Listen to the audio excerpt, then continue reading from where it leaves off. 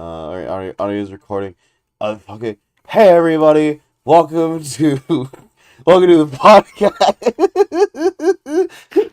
Welcome to the podcast. My name's Summer Soup. Uh, with me are my special friends, uh, who, uh, will now announce themselves. What do you think's so fucking funny? I'm nervous. I'm like nervous. I don't know what to do. I'm nervous. Oh, buddy. Oh boy. That's- We don't even have like an order or anything. we can do like from like Discord. Yeah, we can look at the Discord list, top to bottom. Like left to right. Yeah, left to right. Yay! Yeah, so go on, boy. Say your name. I'm Zach. I'm Red Sugar Heart on the internet, all throughout the internet. I'm some fucking guy. Okay. I'm still Soup. I already did my thing. Did you? Yeah, I did. I think I did. Yeah. I said You're hi. not gonna plug. You're not gonna plug all your things. Why would I do that? It's on my fucking Patreon. It's on my Patreon. This is my fucking show. I'm fucking Takara Takedown. I'm allegedly a streamer on Twitch. She's like the Bigfoot of the internet. Don't say that. People will think about my feet. Oh man, wrong director. Wrong director. Doing thing about feet. Once again, you can get access to this content if you're a top tier patron on the Patreon. Not even. It's like gonna be $5. You next one. Hi, I'm Derek. My online name is WarioFan63. That's a mouthful, so you can just call me Derek. I'm allegedly a YouTuber. All right. And most prized possession of the podcast is Sweet JP. Go. Oh yeah. Hi there. So my name is Austin. I'm the genius behind a specific Tumblr post that made everyone think I've never seen Shrek 2. He's also the only surviving member of the late podcast Ben Intentions that this is a successor to. Mr. Aren't you a survivor of that, or no? I didn't make it. He died. I didn't Oh, make no one it. survived. No one survived. I had my Griffith moment, and I'm better now. Smiles. Mhm. I trust you. Yeah, Good. That'll make it easier. So we didn't say what the podcast name's one. This podcast is not Ben Intentions. This podcast is called Journey to the West. This is a podcast where me and beloved trophy friends Zach, Taka, Derek, and Austin we'll be watching every single movie in Wes Anderson's discography. Because I noticed that he has 12 movies, which is one for every month. So I figured that for this year I could watch one Wes Anderson movie every month and use my friends as a content farm for that. I'm being exploited. You are for being monetary exploited. gain. You are being exploited. The first. I'm not being exploited enough. Hey guys, we should unionize. I could like strap you to a table and like suck the content out of you, like your brusho gun from Teen Titans Go: Trouble in Tokyo, the movie. If you want, you would do it that way, wouldn't you? I would do it that that would be your method of choice. Yeah. It's my favorite method. But yeah, no. Fucking. The way this is supposed to start, I guess, is, we're gonna be discussing the first Wes Anderson film, Bottle Rocket, which was a film that he made primarily with a bunch of friends that he had in college. It was originally a college film that he made, but some producer saw something genius about that and decided that she would kidnap these boys off the streets and make them big star celebrities. Some notable things about that I'd like to point out. Thing one, the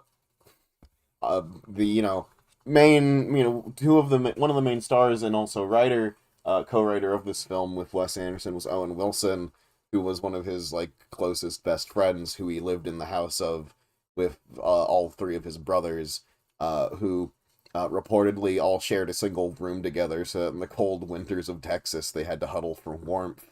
This is a real thing that Andrew Wilson had to say on the matter about when talking about their past together. Like a fucking group of groundhogs. Yeah, like a group of groundhogs. It notably, it took them 2 years to make that film. Some of the other people working on the film suspect that is because Wes and Wilson were paid like $700 a day per capita for working on the film, and they've never seen that much money in their life. So they were just kind of purposely bumming around to get as much money as they could. No, that's King shit. Support it. And Support the grift that becomes a real thing. Well, Owen and Wes were making that money. Other actors on the film were not gonna make any money until the movie made it to screen. Even the other Wilsons? Even the other Wilsons. The other Wilsons left to die in the winter. So the other Wilsons, I believe... Okay, they all shared the same room, so unless you put, a third of the room had, a tape barrier with all of his expensive shit and everything, and the other why doesn't the richer Wilsons simply eat the other smaller Wilsons? I'm just imagining, their room, and there's just a taped wall that they've made, they've makeshifted. Fucking Luke and Andrew Wilson sleeping on the floor in the cold, while you can just hear fucking music blasting through the other side of the wall. Their side of the room is those fucking mobile game ads. Yeah. Oh my god. Mobile game ads, and they're putting the snow on the baby to kill it, and they don't know what the fuck happened. What's going wrong? Yeah, and then on the exact opposite side of this, fucking again, it's a duct tape barrier. It looks something like a I'm imagining a net made of fucking crosshatch duct tape. And on the other side of this is a fucking Temu ad, basically. Yeah. I'm enthralled by we all live in the same room, but two of us are making $1,400 a day because we're fucking off. Yeah. I believe, and I think these are also the two who ended up with the most success in Hollywood out of the whole group. Yeah. Which is not to say that Luke Wilson and I think Andrew Wilson, right? Yes, Luke and Andrew. That's the eldest Wilson. Secret third Wilson. The oldest the secret third Wilson.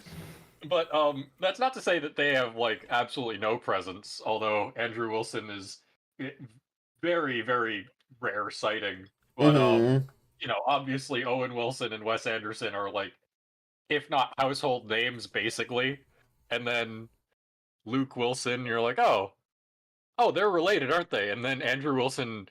No, Andrew Wilson is a trivia fact. Yeah, he is a he is a trivia fact. It did kind of, from seemingly looking at the making of, they did kind of squeeze him into the film in a way that they weren't. I don't think they were really sure how they were going to get him in. They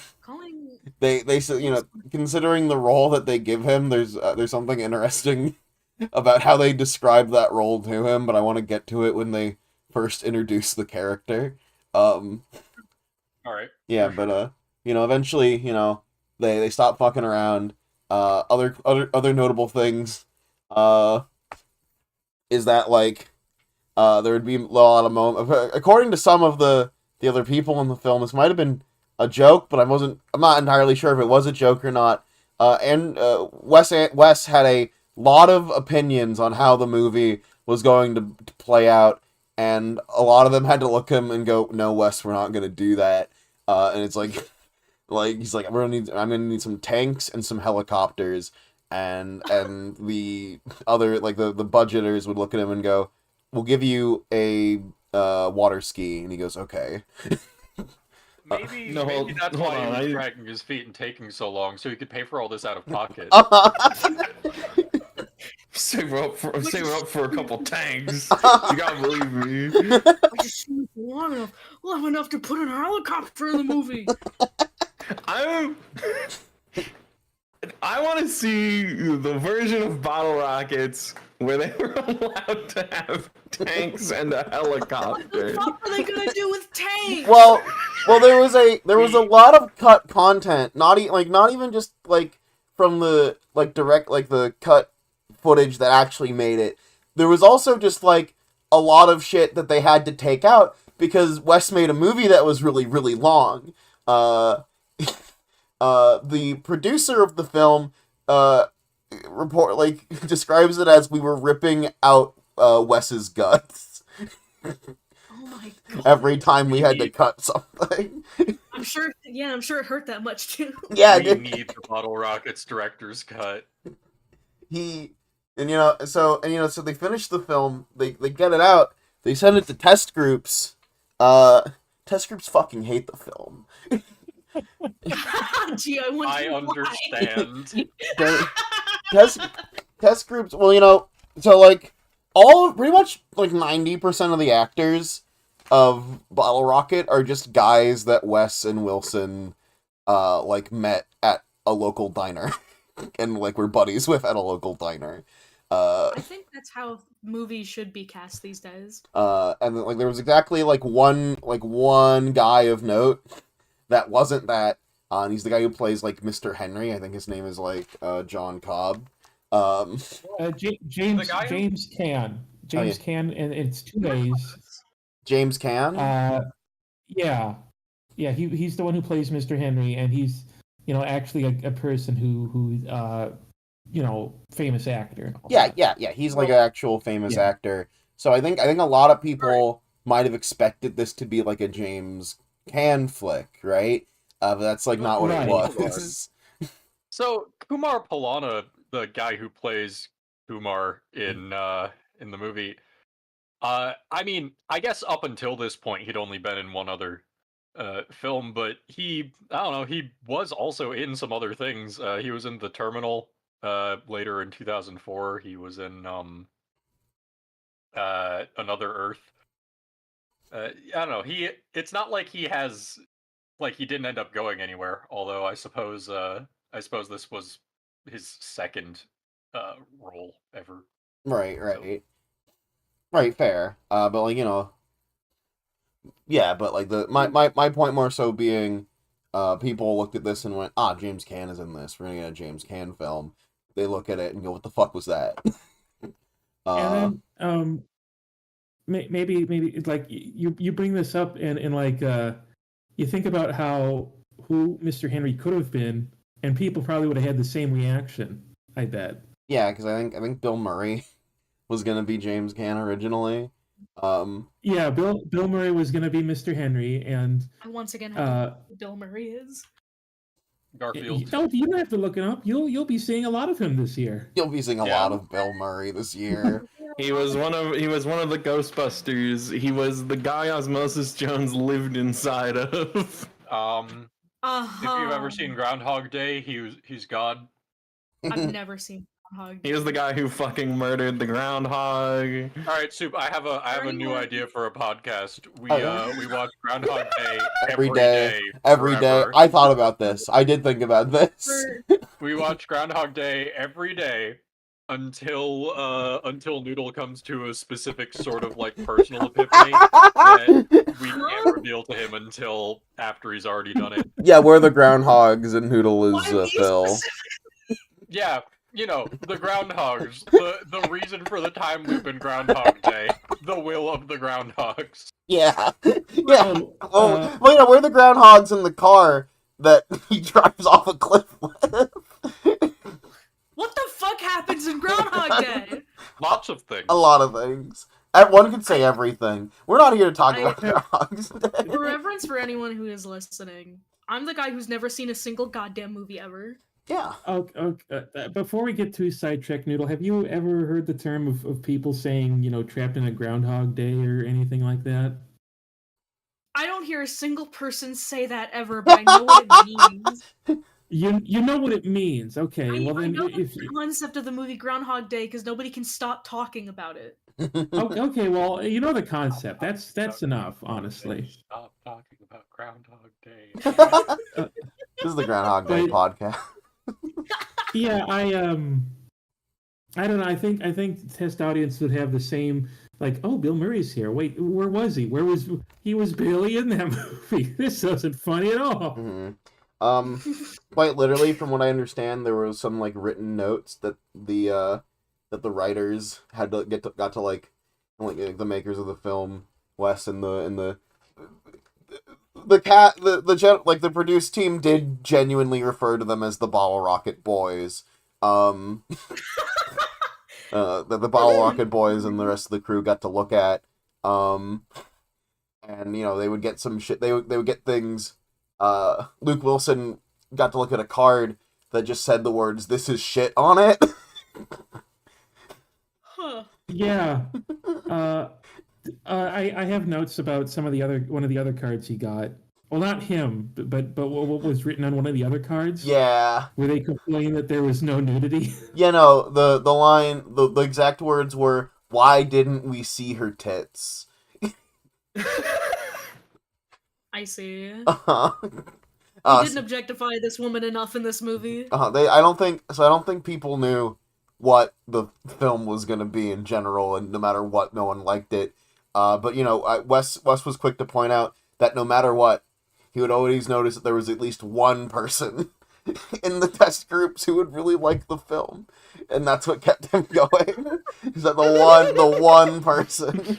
Be strong. It's for have them. confidence. It's for them. Always make films for that one fucking person. And, if we're talking about some other of that early production stuff, I did write down the moment Luke Wilson met James Brooks, and they were having a good time, and Luke was thinking to himself, "Wow, he's awfully nice to me." And then James looks at him and says, "Hey, when's Luke coming?" Because he thought Luke was his brother.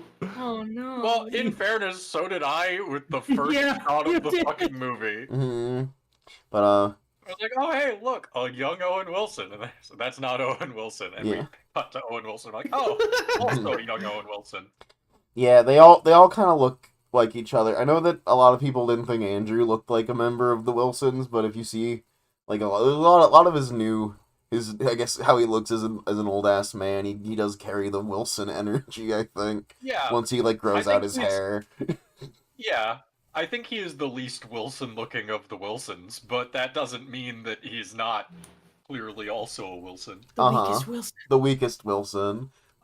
Weak Wilson. Actually, he's not the weakest. He certainly looks like he is the Wilson who could destroy the other Wilsons. The one that eats the other Wilsons in the womb. But basically all test groups really fucking hated the film.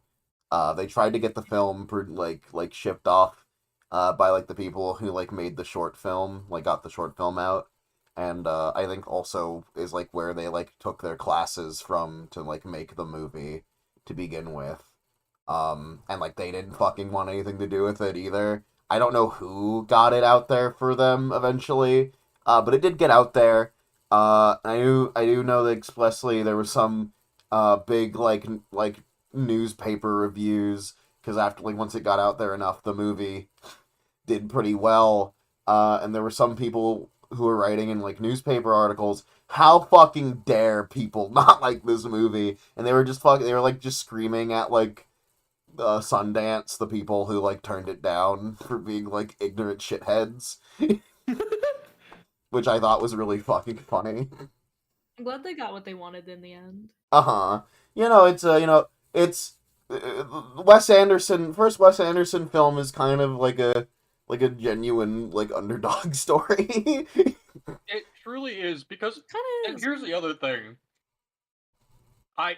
explicitly after watching this, the entire time I have to sit here and think, why is it that this movie is the movie that kickstarted both Owen Wilson and Wes Anderson, and I guess also Luke Wilson's like careers. Mm-hmm.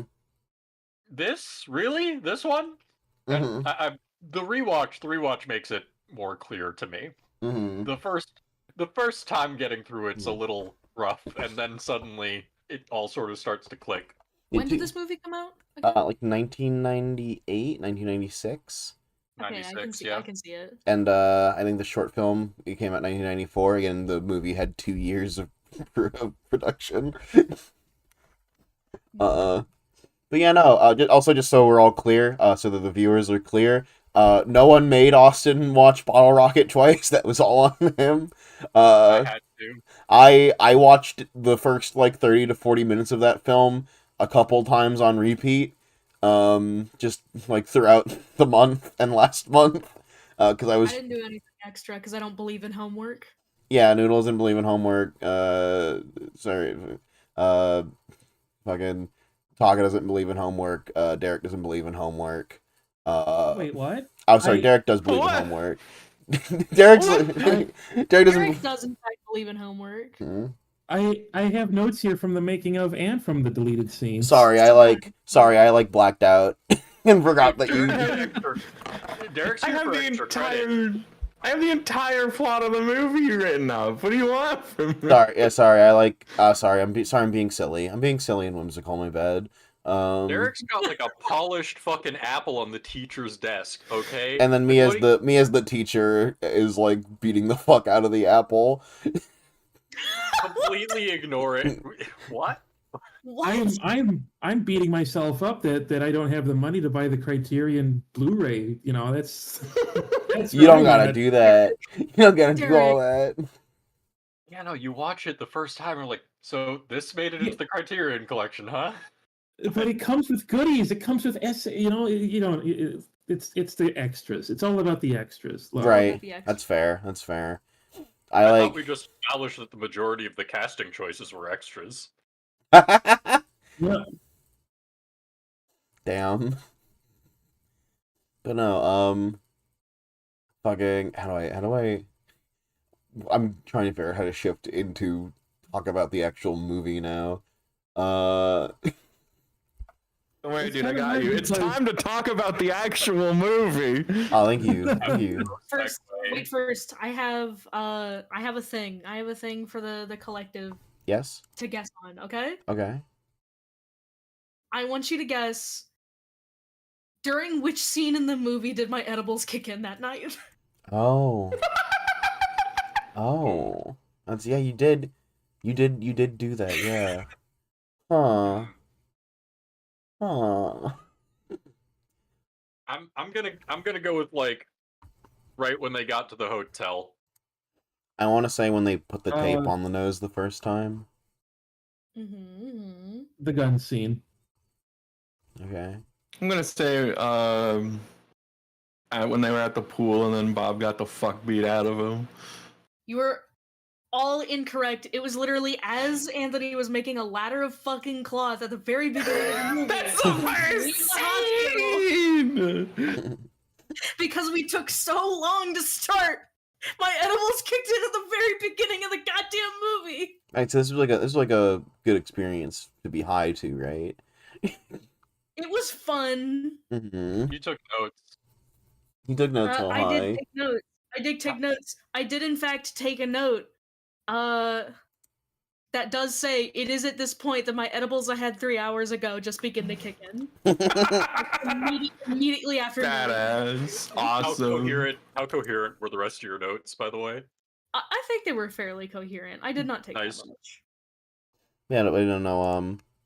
This film, this beautiful, beautiful film, starts with our main character, I suppose, our main character, Anthony, played by Luke Wilson, getting out of his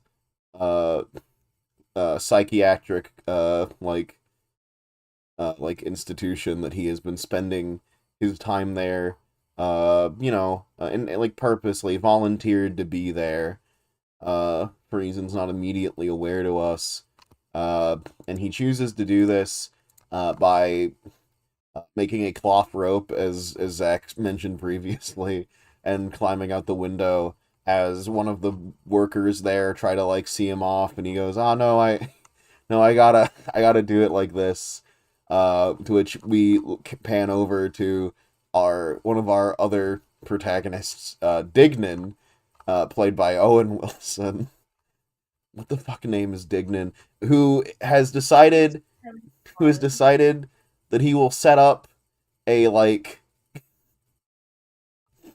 a escape thing because he is not aware that this is a volunteered situation. Uh, Immediately, I am endeared to Dignan as a person, as being a cute little guy. As when when we pan over to Dignan and Anthony and the fucking psychiatric worker are like looking over at him, he goes, "I can't say no to him. Look at him." He's just fucking hiding in the bushes with a light, just shining it around, looking around, paranoid as fuck. And so, they... Paranoid. He's like excited. He's like giddy. He's like so thrilled. He's like doing a heist bit. Yeah, he no, like wants to do heist shit so bad. yeah. What is it? I think one of the people who worked on the film described Dignan as like a guy that is like hyperly optimistic and has watched way too many heist movies. I think it's also important to note that in this first scene that Dignan is incredibly outside at that moment. Yeah, he's incredibly outside. He's kind of just in the yard where all the other like patients are. He's marginally obscured by a bush. Everyone else can see him. But you know what? I would have to say that he's got the world's greatest camouflage because he's in a psych ward acting like that. Yeah. like you look at him and it's like you just can't help but say, look how outside he is, you know?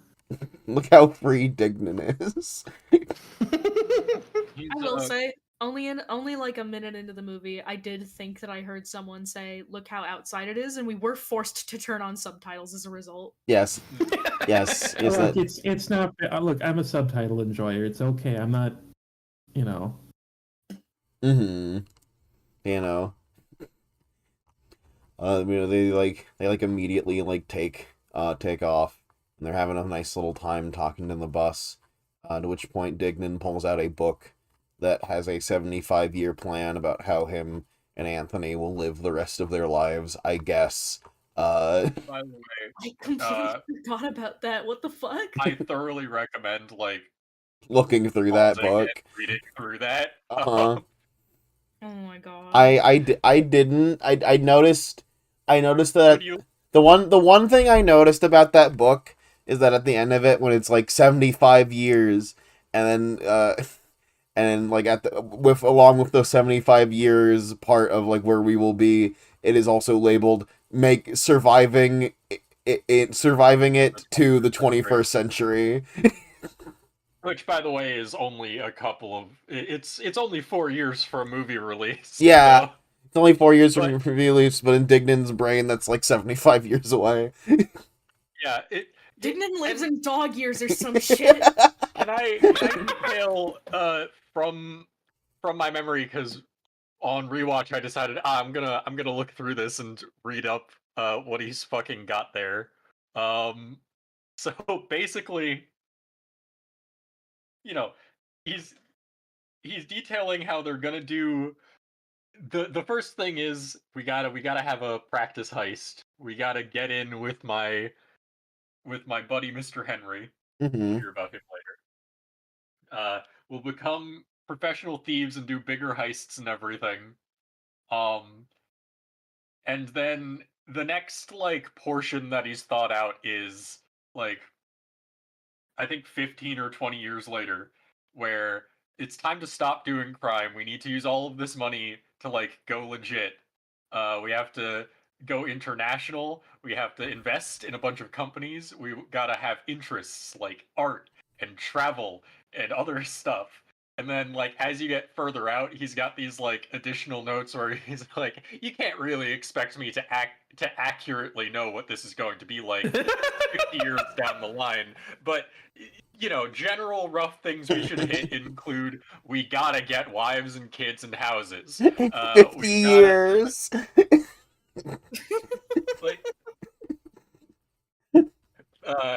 we've gotta make sure that we're not being lazy about things. Like I'm saying, these are such broad strokes things, but he's going in. Mm-hmm. I very much love the in 50 years we will start to have children and have wives. I think it's like we should already have it Mm-hmm. by this point. But yeah. And then like, yeah, no, he's sitting there showing off his stupid fucking 75-year plan book. And it starts off with doing crime to make money, and getting in with Mr. Henry. So they decide that they're gonna do a test heist to see if they're good at stealing things. And we're not really privy to the house that they're like stealing stuff from, until after the fact that they've taken the things from the building, and they're talking about how good of a job they're doing. And Dignan lets it slip that he stole a necklace. Yeah, so a pair of earrings. Yeah, earrings. At which point Anthony like cusses under his breath and just walks out of the room they're in while he's playing pinball in the diner. And we discover that it's like his mom's, and that they were stealing it from his house, his like childhood house. And he's like super hyper pissed at Dignan, and he has to go back to his kid sister's school to try and get her to like slip it under back into the house. And the whole time yeah. I was just gonna say, it's also pointed out because he states that Dignan signed papers, a list of things he would not steal. Oh yeah. He had to do that. Yeah. Things not for Dignan. Yeah. I forgot. He signed the paper. Yeah, he signs a paper, and Dignan is saying shit like, you can't, there was a lot of stuff happening there. You can't expect me to not take everything. Like, I thought that maybe I could take some of it, or like he's like coming up with like rapid fire excuses. When you're in the moment, you can't expect me to like do that. Plus, it contains like all the valuables. So what am I gonna steal? Yeah, no, he mentioned that all the stuff was all the good stuff. So like, what can I even take? And he just kind of I can't follow you. Here's a thought: why don't we rob your house? And then Dignan gets fucking piss babied about it, and he walks away. He's like, there's nothing cool to steal from my mom and fucking George's house. Mom and Greg's house. Which this film, this is another one of those scenes to me that really makes it come off like these people are children. I'll get more into that later, but they come off to me as like boys, like throughout multiple times in the movie. He decides that he has to like slip the earrings back, so he goes to his sister's middle school and tries to give them to her. And the whole time he's like doing this, his sister is like looking at him like she's like a concerned like mother. It's like, where have you been, Anthony? Like he's like, as if other judgmental, to be honest. To me, it kind of came off like this is like it's one of those heist movies, right? So like this, to me, it came off as like reminiscent of like the criminal returning home, and like his wife is there, but like she's not happy to see him. And it's like you're just going off to do more crime shit, aren't you? I worry about you, but also I feel like it's too late for you. Like that's how it came off to me. are like reminiscent of those scenes, but instead of it being your wife, it's your kid sister who is like aware that you hang out with shitty people. Your best friend's a liar. Yeah, no, she's like, who are you going away with? Dignan. And she just sighs and is like, I like Dignan, but he's a liar. And like the whole time he gets angry about that. She's like, what the fuck does she know? She's a kid. She should be looking up to me. When she gets so jaded, what's she done with her life? Yeah. And around this time we're like introduced to our third protagonist, main character of the film, Bob. who's like just like a guy. He's like Regular guy, the one with the car. yeah, he's the Dignan gets him on board because they need a getaway driver. He's just a guy with a car. He sells weed in the back of his van, or in the back of his not his van, the back of his like. He grows weed. He He grows Grows weed. weed in his parents' backyard, and he's so desperate for like acceptance from anyone that like All I Yeah. can think about regarding him was the fucking scene, like around this part in the movie, where while he is like talking about how like oh he's always gonna be there and shit like that, he like runs a stop sign. he's not even a very good driver. He like because like Anthony's like bitching about his sister, and he's like, hey man, if you need a shoulder to cry on, you can come to me anytime. Heck, I'll start. And he starts talking about his older brother who beats the fuck out of him, and he's just ignoring the stop signs. Yeah. And then I'm pretty sure we cut to his house, and we meet his brother, who's His brother, Future Man. his brother, Future Man, who's played by Future Man. who's played by the secret third eldest, Andrew Wilson, who I feel was squeezed into the film due to just what they owe their older brother, who, according to this, when Owen tried to get Andrew into the film and he was telling him who he'd be playing, he described Future Man as a man from the future. Or had a futuristic vibe. Yes. He's not any of those things. What do you mean? Those things. So I'm gonna expound on that because there's also a deleted scene about that specific thing too. Mm-hmm. One of the first deleted scenes is Bob washing his car, and he mentions his brother, and it says, Future Man, and Bob's like, Future Man, and Anthony and Dignan are like, yeah, because he looks like he's from the future. So they tried to describe it within the movie itself, but they cut that scene. One of Wes's organs ripped from his chest. Here's the thing, I don't think even with that this would be any different though. What do you mean he looks like he's from the future?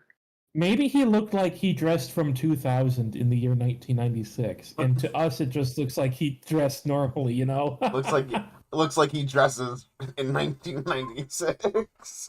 What I remember, and I might be wrong, because I wasn't paying a lot of attention to what he was wearing, was like pastel-colored polo shirts, which he looked that like just seems like rich douche fucking clothes. rich douche clothes / like gay stereotype outfit. He's not wearing them like that though. Yeah, he's not wearing it like that. I mean, far be it for me to say that we must rely on the stereotypes and way that people dress in order to determine, but This isn't I don't know. I don't me. think that's how. I don't think that's what we were going for. This isn't me saying that Bottle Rocket is secretly queer in the slightest, but I was it was one of the things I was thinking. But yeah, no, he does not. I don't think he just looks like a guy. It is especially important to note that it is if that is true that he's supposed to be a guy who looks like he dresses from 2002. This was a movie that, like, the script for Bottle Rocket is old. was old by the time they had their hands on it. It was something that they just were holding on to and then made into the short film. So the idea that Future Man was here, right?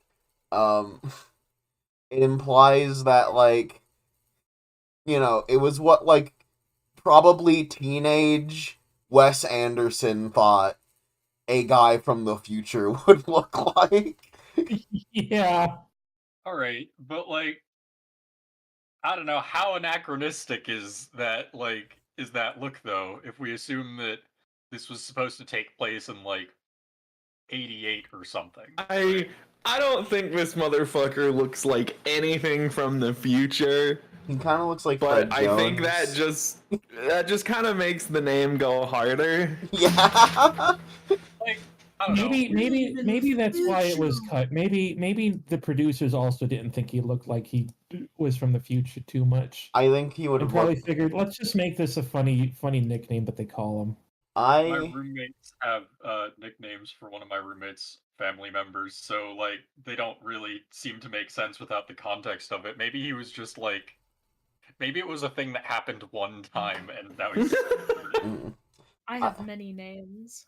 When I first saw that there was a character called Future Man in the film, I kind of thought that it would be like this heavenly angel like figure who would just show up and be like radiating light, and he would guide the bottle rocket. No, he's like the devil. He's more like the devil, Future Man. You don't think he's an angel? No, he's more like a cunt. Like a paragon of goodness. No, because Nice, his introduction to the film is that he walks outside by their pool and he's like, why the fuck is Bob's car out here? And he's like, well, he's here. And he goes, I'm gonna check to see if he cleans the fucking pool. Walks up to the pool, sees a single leaf, and he goes, I gotta go find that piece of shit. And starts yelling at him in the background and beating the fuck out of him while fucking Dignan and Anthony have a talk with some girl who was hanging out with them, who we find out is Anthony's sorority sister, like Anthony's ex's like sorority sister. I mean, that was the vibe I was getting. Yeah. And she's like, "Wow, you're Anthony? That's so crazy. Your ex would be so jealous that I'm talking to you right now." And he goes, "Haha, yeah." And she goes, "So like, what happened to you?" And It's like, I went to a mental hospital. I went to a mental hospital because I couldn't handle my bitch ex anymore for wanting to go ski fucking water skiing. I just realized couldn't handle any water sports related question. I couldn't handle any water sports related question is a very... I have to assume it's not what we would... The other thing. I mean, of course. really The actual examples that he ended up using were like, sports performed in the water. Yeah. But, maybe his ex just broached the subject of engaging in a kink and he was so, like, fucking put off that he had to go walk in the desert for a while. Yeah. I mean, for me, it felt like one of those things that was like somebody having that moment of, like, growing up and just sitting there and being like, man, it's all just pay bill, go to store, asparagus goes bad, cook dinner, go to bed, over and over and over. Yeah. On rewatch, that's sort of the vibe I was also getting. It really didn't seem like water polo drove him fucking stupid. It seems more like the mundaneness of life. Yeah. The meaninglessness of the life that he was leading and the people he was surrounding himself with were just so, like, I cannot stand these people and want nothing to do with them. And frankly, maybe nothing in life is worth it. Uh-huh. So, yeah, you go. Also, very interesting to have that thought process when he is what, maybe 25? Yeah. I mean, I had a similar existential breakdown when I was like 14, and it lasted forever, actually, whole time. Oh. I hope you get better, bud. You know, it's... Oh, well, I'm fine. It's mostly jokes. See, the way this ends up resolving is you generally return to absurdism. Mm-hmm. Return to absurd. And Just like they did in Bottle Rocket!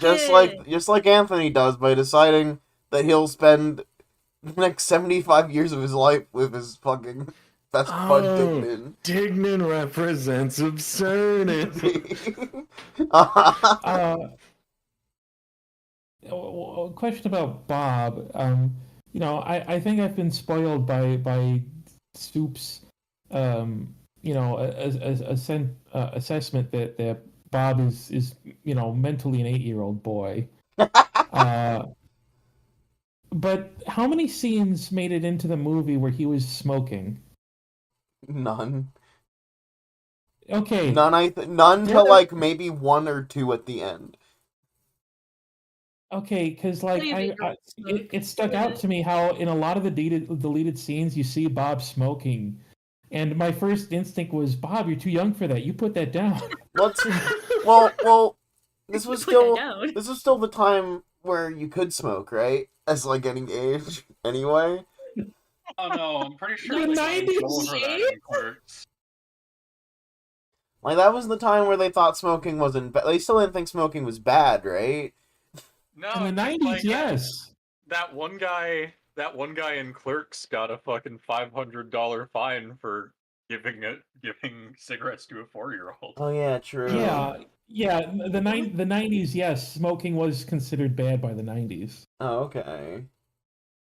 Well, yeah, I guess, yeah. Well, in that case, it was weed. He grows weed, so it probably was like weed. Which is like a little, like maybe a little less bad than like, you know, nicotine and tobacco. You know, just like an 8-year-old getting stoned off their mind constantly. But no, what is it? That scene where he's talking to the sorority sister, it like ends with a line that is particularly a line where it's like, wow, you're such a mystery. And he just kind of looks at her for a few seconds and goes, I try not to be. Which, maybe I'm suspecting that on the rewatch, that line maybe caught you with a bit more clarity, Austin. I mean, I think that he's being very genuine. Like people seem to just look at and interpret the things that he's saying and everything as being so much more, or at least people who seem to just look at him and want to fuck him, which we only really see in this case with the one, like, sorority sister character, but we can sort of infer that this was also the dynamic in his life prior. And it's sort of that shallowness, that vapidness and everything where he's like, no, I'm like, this is just who I am. I'm just kind of normal. I'm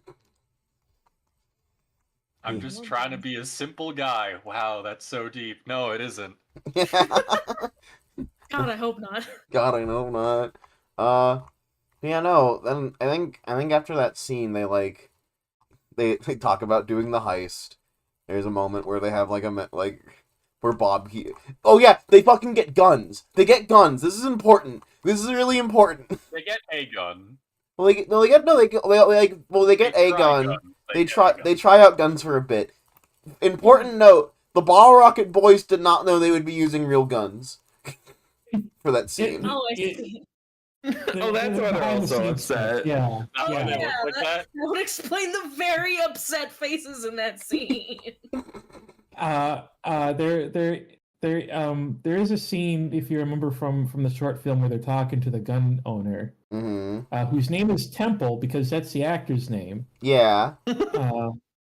And there was supposed to be, this is another deleted scene where they have another conversation with Temple in the actual movie, but it's different dialogue than what they had in the short film. In the short film, Temple's never shoot a person unless you never use a gun as an actual thing because you're just gonna kill them around that line. Yeah. Never what's the best gun for intimidating someone? Oh, that's suicide. Don't use it to intimidate. Use guns to shoot people. That's what they're for. Uh-huh. Mhm. Also, as far as I can tell, Bottle Rocket is the only thing this temple guy has ever been in, and he really wishes Wes would call him again. Yes, that's true. That is Aw. true. He did say that. He said he would love to be in another flick. Aw. I wish he would be in another flick. But what was the what did what was the like altered line in the cut version? Some of it's like the same. I think like there are some similarities, like about guns versus firearms and stuff like that. Mhm. But I just remember that the intimidation line didn't come up, and oh, what was it? He talks about how oh yeah, I shot a dog once in the 70s. Christ. Christ. Oh, Awesome. Fucked up. Okay. And like it, I wanted to mention that the vibe I got from this scene was I wasn't sure if it was, it was hard to tell whether it was just like the characters asking Temple about it or if it's the actors asking Temple about it, because the conversational nature of it made it seem like just people nervously asking questions about guns and stuff like that to somebody who was really into guns. Uh-huh. Awesome. That's interesting. I hope, I hope Temple, I hope to see Temple in another West film. I don't think we literally ever do, but maybe I missed him somewhere. Wes, if you're listening to the podcast, Get that man. And you will be. And you will be. We know that you rapidly Google search your name. we know longtime fan of the podcast on its inaugural episode, Wes Anderson. Anderson. You gotta call him back. If Temple's like not dead, because I don't think people care enough about him to know whether he's still alive or not. Oh no. Temple, if you're watching this or listening, I'm Temple. so sorry. Temple, we love I'm gonna we I'm so appreciate sorry. you. I'm gonna We will take love Derek you. out back and put him down. we will love you when the what? Don't fucking say that you're gonna kill Temple. You fucking No, that was gonna be I was taking Derek out back. Okay, Oh, I fucking oh, okay. yeah, Well, that's fine. That's Why are we fine. taking Derek That's out fine. back? No, that's Fine. fine. Yeah, that's Oh, fine. that's not fine. That's fine. Derek's like the Temple of the podcast. Come on. I also don't I think we mean, should say that. I also don't think I should say that. Hold on. I thought you were. I mean, maybe you were saying that based on the Based on how you gave all of us guns. podcast start for this episode. It's just the art. Oh yeah, you are the Temple. You're literally the temple in the art, by You're- the way. I'm drawing it right now. Awesome. Okay. Right. Derek's the Temple. Temple lets the boys shoot guns. They look really upset about shooting guns. This might be because they have to shoot real guns. They did not know they were doing this in the movie. I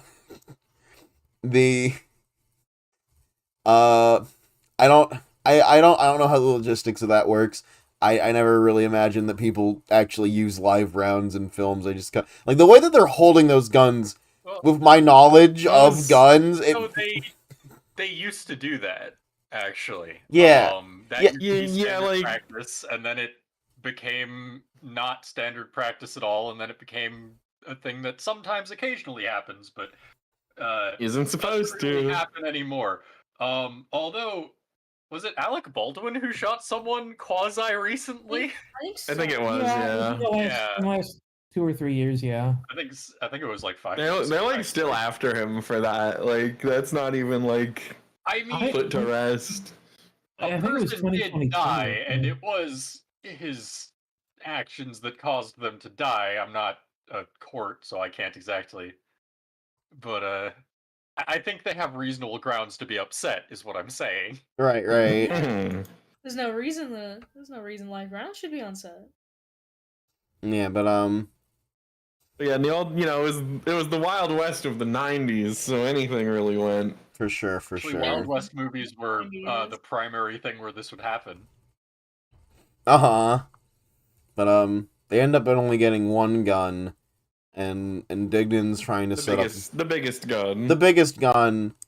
I was gonna say, guns have like recoil, right? Like the way that they're holding those guns, their like wrists break, right? Right? Well, not necessarily. Probably doesn't feel good. Most of them weren't like particularly high caliber, and one of them was, I believe, Owen Wilson was two-handing it, not in like proper stance or anything, but I think like one of them were holding it like a real dumb motherfucker. I think... yeah. So two people in this scene definitely have very small guns. Mm-hmm. Yeah, they're not like, I don't know. There's not so much fucking recoil that you'll break your wrist immediately every time. It's sort of a matter of how much, like, how big the bullets are, how the gun was designed, etc. But, I mean, they'll definitely feel something. Okay. Not necessarily a whole lot. Going to the shooting range and breaking my wrist just to feel something. Fucked up. There's not no recoil, but it's not too much. It's not like a huge... The moment I pulled the trigger, I understood original sin. Fucked up. Hold on. Awesome. Shooting a gun made you think about the fact that you were conceived via sex? That's Well, that's a serial killer. That's a serial... On our podcast part, who's got the uncomfortable looks when they're shooting guns?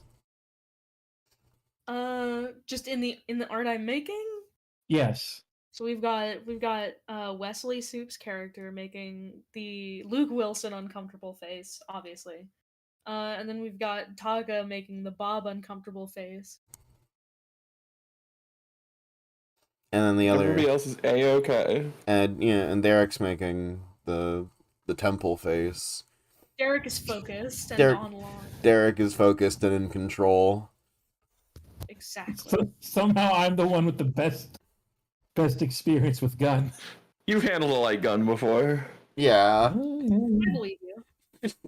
You should make Derek's gun the light gun in the drawing. Yeah. You're already fucking committed. Mm-hmm. I don't know what the fuck a light gun is. From Duck Hunt. And a sapper. Yeah. This From means- Splatoon. Here, From Splatoon. You can look up the NZAP 85. Why not? You look that up. But no, fucking they get one gun, one big gun, and we cut to them talking about their plans, and Dignan's getting really annoyed. I love the scene too, where Dignan's getting really annoyed because Bob keeps picking up the gun and fucking around with it. Again, it comes off like some shit that children would fucking get into a fight over. Don't fucking play with my toy. But it's my toy. He's kind of full on honestly, like trying to interact with it like some kind of ape would. Like he's just got like genuine curiosity about this big stupid gun. I can't get enough of the time that Dignan says, "I can't focus unless the gun is on the table." Now, I will say I think that it's a little bit reasonable to around your friends who one has just been in a psych ward and the other is constantly talking about depressing shit and is frequently beaten by his brother to be like, maybe, look, I'm trying to go through some shit right now. The gun has to stay on the table in sight. I can't let either of you like... And that's obvious. That's not why he's like that. But you know, I think it's not an unreasonable ask for you to be like, yeah, my two potentially very unstable friends, we need the revolver to stay on the table while I talk about our plan to illegal activities. I feel like all of those people in that room are definitely some level of like unhinged. Why, yes, Soup, I think you might be right about. I think you might be right. These men may not be mentally well in some form or another. Where did you get that idea, Soup? I don't know. You know, I think there's a distinct possibility that these Wes Anderson characters are not like ideal members of society. Wes doesn't. I didn't get much information on how they view the characters. I was given the information. One, I was given the lines. Andrew Wilson says, "Yeah, you know what? I think about his little brother. I think Owen is Dignan. I think he just is Dignan." That stuck out to me too. To which they then immediately cut to Owen Wilson, just looking into the camera and going, "Yeah, I liked that character. He was a good guy. I liked that character a lot." Oh my gosh! Oh my god! And then Wes's opinion that he had to make sure that the other people working on the film were very clear about is that they were not slackers and that they were determined, brave men who sought out to do what they do and they get it done. Was like, you know, I'm a bit hyperbole, but that was essentially how he described them, as definitely not slackers, definitely more like focused, centered people. But you know, they're so focused and centered that that Bob keeps picking up the gun. He gets in a fight with Dignan. It gets so like intense that Dignan has to like step up and walk away, and he's just about to say, "Fuck it, we're not doing this anymore. I thought I had a team. I guess I don't have a team." Where Anthony has to walk in and like grab him and like talk to him, to get him to calm down. They walk off screen while Bob picks up the gun again and fucks around with it and pretends to fire it a couple times. And then immediately puts it down like a scared rat the moment they walk back into the room. He's like kind of baby child. Mm-hmm. He's like someone who's been frequently beaten by someone who's like just barely in authority over him every time he does anything even marginally wrong. Mm-hmm. Fair point. Good point. Fair point. You know, that's like, yeah, that is a fair. Incidentally, Mm-hmm. may also play into why he's so focused on the gun, thinking about how it could be used to better his lot in life. Damn, Austin! I could shoot Dignan with this. I could shoot Dignan with this. I don't imagine he would use it to shoot Dignan necessarily. But, you know, he was just out on the range and, like, literally earlier that day he got the shit kicked out of him, so I don't know. Yeah, what would you be thinking of? Something. Imagine that thought process. Something happened to his ear, because like for like that entire like for the like first half of the movie, after the scene at the pool, he has like a big Band-Aid all over his like ear. And like also you hear him screaming about it off screen. So like, you know, guy that is abused. I can understand this interpretation. It might even be how Wes wants us to interpret him. I just kind of think of him as an ape playing with a gun. Yeah. I don't think that's an incorrect I vibe think either. certain things in your life can turn you into an ape. An ape who wants to play with a gun.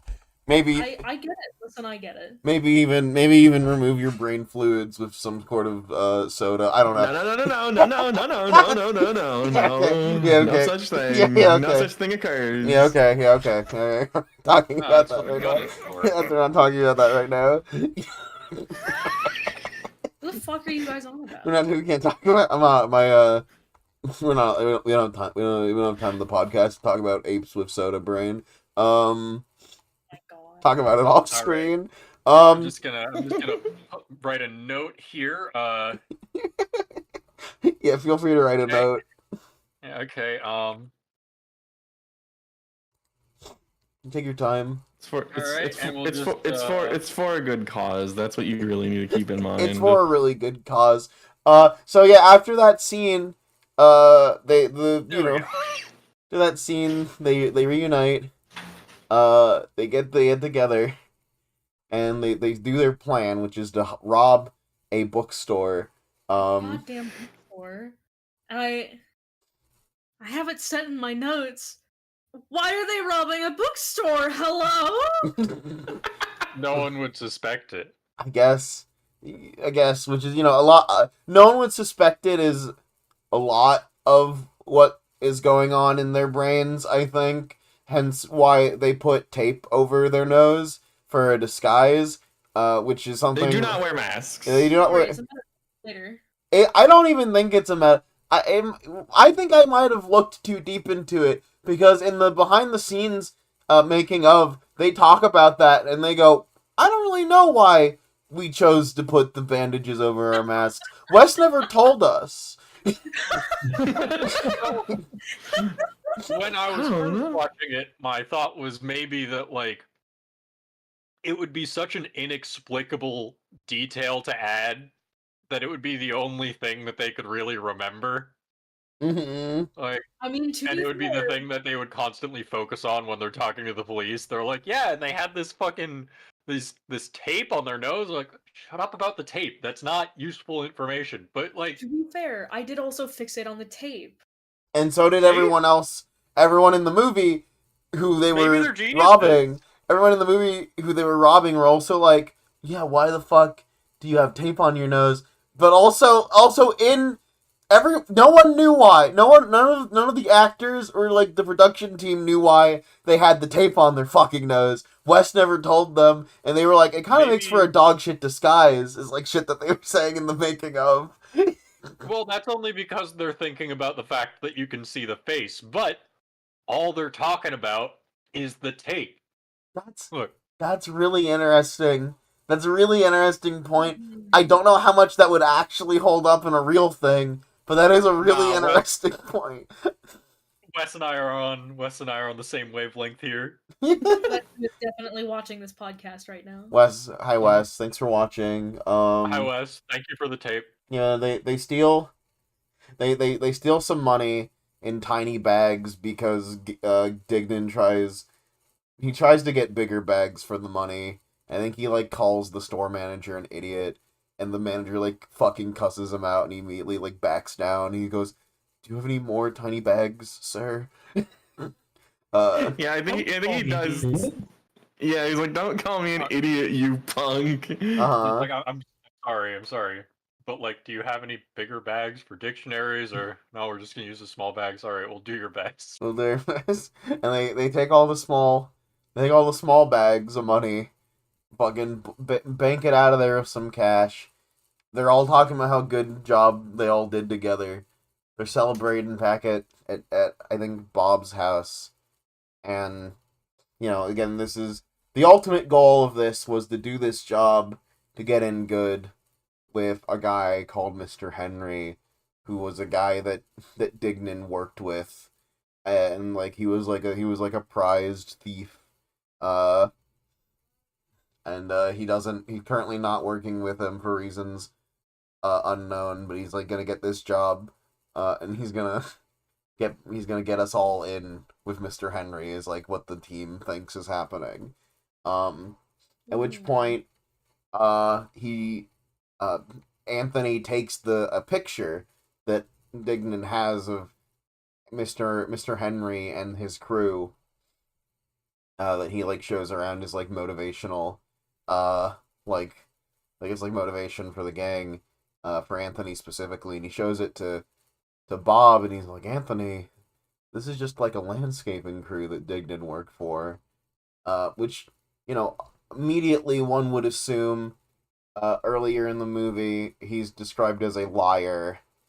So, yes, he lied about his thief thing. He's just having, like, a fucking weird spiral trip about nothing.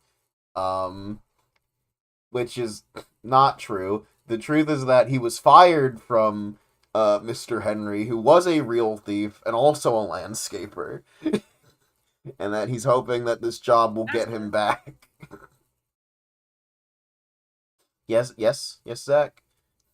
He's multifaceted. Yeah, he's multifaceted. And he has to, like, explain this whole fucking grift to Anthony, while they're currently, like, on the lam from the law. Anthony's not entirely buying it. by the way. Yeah, Anthony's not entirely buying it. He kind of thinks he's just full of shit. And I think for like till a certain point in the movie, we are to just simply believe that Mr. Henry is like entirely a myth and some made up bullshit by Dignan. It's also entirely possible that up until this point, that also just is some made up bullshit. I suppose, yeah. And then things have been getting too heavy, so we stop at the fireworks. Oh yeah, I guess no, things get too heavy, so they stop by the fireworks stands, and finally we see it. The bottle rockets. Bottle rockets. Except those aren't bottle rockets. That's Roman candles. I look at so Whatever. here's a really funny thing. The producer who saw something so special in the film that she had to take the Bottle Rocket Boys and make them big stars. She begged Wes to put a bottle rocket in the film. She's like, Wes, why the fuck is this movie called Bottle Rocket? Can we please put a single bottle rocket in the movie? We need to do something with this name, Wes. And he goes, no. He goes, no. Badass. So I don't know. They cut to Andrew Wilson going, yeah, I don't know why it's called Bottle Rocket. I don't know why it's called Bottle Rocket. I don't think Andrew Wilson knows. I'm gonna be real. I don't think Andrew Wilson knows a lot about the movie that he was in. I think he kind of just did it. Stay not knowing. Yeah, I think he just kind of did it because he's like, yeah, my brother, and this guy I slept in a room with, they like, I get, the secret fourth Wilson, Wes Anderson. In Andrew Wilson's defense. In Andrew Wilson's defense, we also went into this movie thinking there would be a train in it. Yeah. Oh yeah. You think Andrew Wilson was going around going, so guys, where's the train scene? When's my train scene? Oh, come on. That's my big train scene, guys. When does Future Man ride the train off the cliff, saving the Bottle Rocket Boys? And Wes Anderson has to look at him with the saddest, wettest eyes, and he opens up his wallet that only has $700 in it because he just got paid today, and he says we couldn't afford it. We just got paid today. Andrew Wilson looks at Wes Anderson and says, "Hey Wes, Bill Murray's gonna be in this movie, right?" I'm sorry, he's in his fucking Winnebago. We don't know how. I don't know how long he's been in there. You think I could afford a train? We couldn't even afford the tanks. We couldn't get the fucking tanks and the 2 helicopters.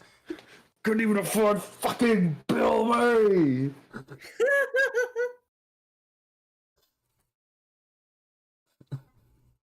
Fucking, it's very funny to me that James Caan was supposed to be Bill Murray, and in the end of it, he's like, it's been 15 years. Piece of shit's never even called me once. What the fuck? He said, son of a bitch. I wish that son of a bitch would call me again. I wish that son of a bitch would call me again, And it's like, I guess in Wes's mind, it's like, I don't need another old man. I have Bill. I have Bill Murray. I don't need anyone else. I'll never need another old man again. If Bill dies, I guess I'll give you a call, James. But I got Bill. I've got some bad news about James Caan's living situation. Oh no. What? James Caan has passed away. James Caan passed away 2.5 years ago. Ah, well. Oh fuck! Is there like a Ko-fi we can donate to? Yeah, Summer Soup at Kofi. One. Send your prayers and dollar bills to James Caan, and I'll make sure they reach him. Yeah. The prayers, not the dollar bills. Please write a prayer with your donations. Isn't this how like indulgences work in the fucking church? Oh my god. In the what?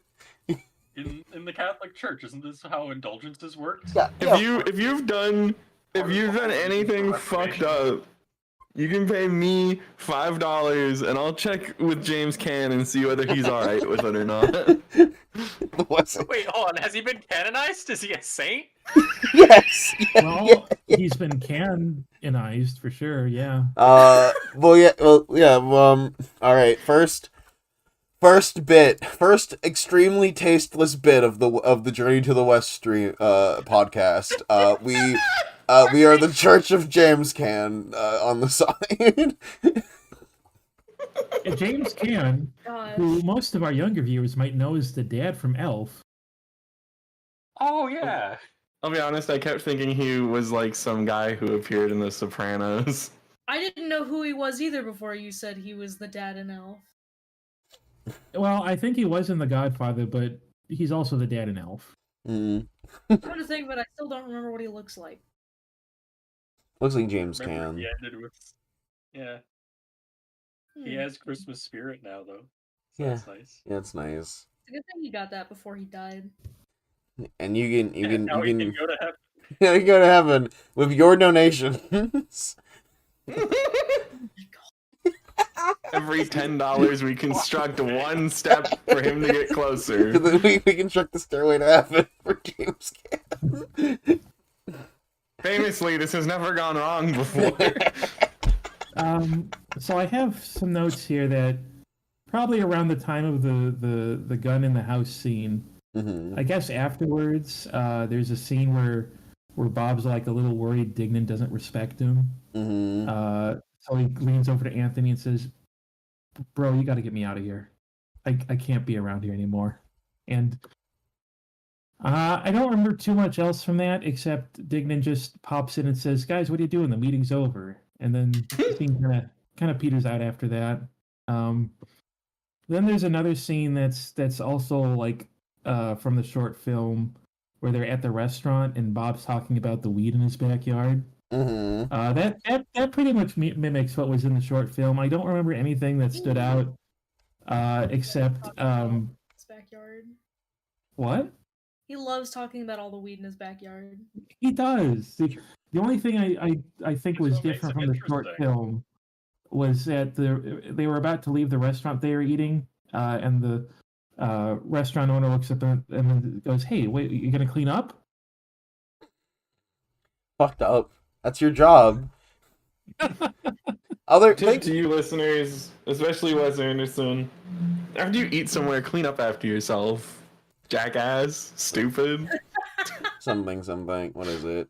Also, important note about Bob's actor and Owen Wilson, is that back in the day, again we've established that the Wilson Anderson household was not a great one financially, and one of the ways that Owen would make money is that he would find Bob's actor at a bar and bet him and fucking and just gamble. He would gamble in a game of pool with him, and he would just beat him in pool to make money off of him. And then when I believe the quote was, "Yeah, whenever Owen was broke, he just find me and clean house." It's crazy because that does kind of mirror the relationship with Dignan and Bob being like, "Hey, you're the rich one. I'm gonna use your money." We're going to steal shit from you. Uh-huh. Yeah, no, they buy every firework around that's not a bottle rocket. Dignan's in the back of the car playing a Game Boy, and he's getting cussed out by Anthony. They make it to a hotel, and they spend the night there. This is not even halfway through the movie, mind you. Yeah, it's not halfway through the movie.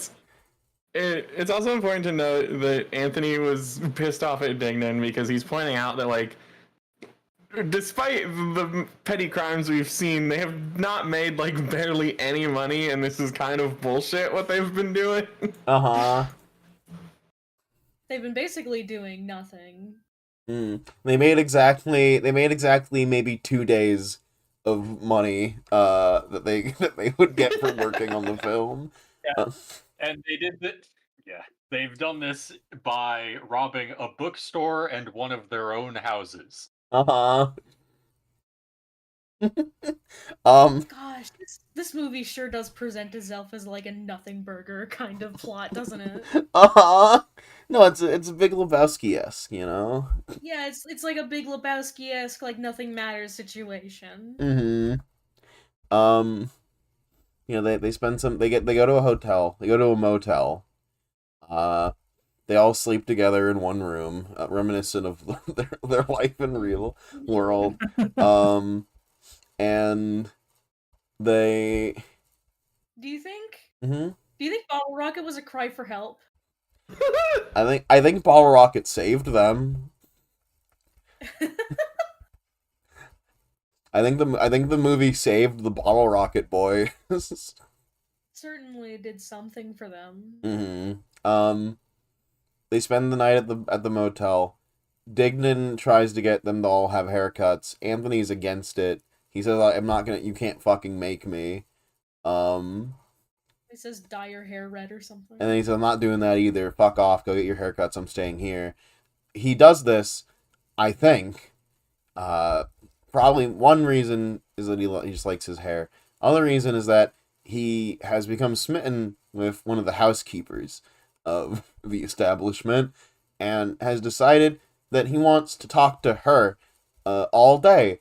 And we meet this nice quaint where was she from? Paraguay. Yeah.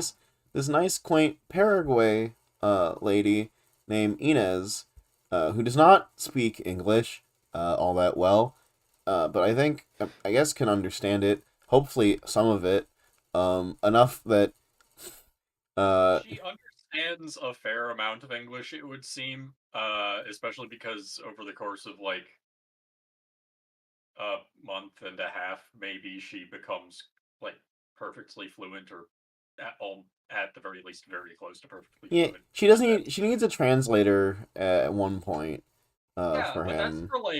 that's for like conversationally like long things and complicated ideas, you know. Right, fair. You know, she understands a good fair amount of English. Does not speak any of it. Uh, he A little pers- bit as well. yeah. He proceeds to follow her around the entire day, uh, helping her clean Like a serial killer. like a serial killer, helping her clean up around the building, which it would be nice on paper, but there's just an energy of how he carries himself in this segment of the film that comes off as like creepy and that he should leave the worker alone. Uh, So, yes to all of that. I do. I'm gonna have to be the Anthony defender here. yeah, Not man. What is your because, what is your not thesis? because any of what he's doing is like at all replicable in real life society. Okay, Uh-huh. but like on second viewing, watching it, apart from the this guy's kind of weird initial vibe, uh, that comes from both the general fucking nature of the situation and also a little bit from Inez. She does warm up to him reasonably quick, apart from the fact that he really can't seem to pick up on the fucking uh, cues of "don't go in here, I'm doing my fucking job." Yeah. Like he's stupid, he's bizarre, he's weird, he is a little charming about it. She's not so like I'm not saying that this is a realistic portrayal of how any human being works. And I'm not saying you should try this at home. Go to your local hotel and be extremely uncomfortable towards the fucking like janitorial staff there. But what I Right. am saying is that at the very least within the narrative, apart from being definitely off put by it initially, it's not like he's so thoroughly crossed boundaries and everything that this is an unforgivable thing. Right. It's just very cringe because what the fuck are you doing, my guy? I think the part of the film that comes off to me like he has done something irreversibly creepy is at the end of their date where they're hanging out in the back rooms of the motel and he picks up the locket around her neck and he's like, "What do you got Yes. there? Can you open that up for me? What's in it?" And it's a picture of her sister that he thinks is a picture of her. And he goes, "Is this you when you were a kid? Oh, that's cute. Can I keep it?" And she goes, Keep "That's it? my sister." And he goes, Can I "Oh." still keep it? And he goes, "Oh, that's neat. You know, she looks just like you would look like if you were a little Paraguay girl. Can I still keep it anyway?" And she just kind of looks at him bewildered as he slowly pockets it. And I look. I'm not gonna defend that one. Yeah, that one was fucking weird. And, like to me, I genuinely forgot that that interaction does end with him simply taking it. yeah, simply taking it. It's Like, insane. she clearly is trying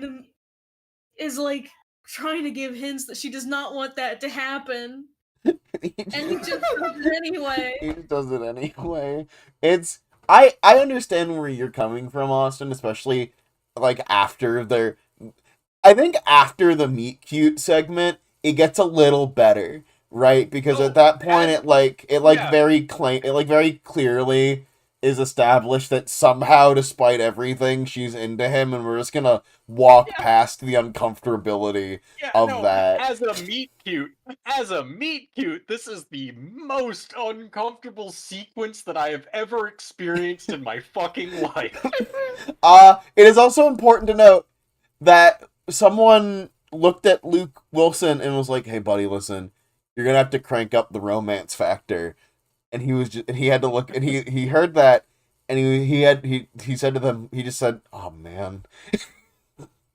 so who knows? Maybe a factor of how uncomfortable that is just because Luke Wilson himself was also kind of nervous about trying to do that.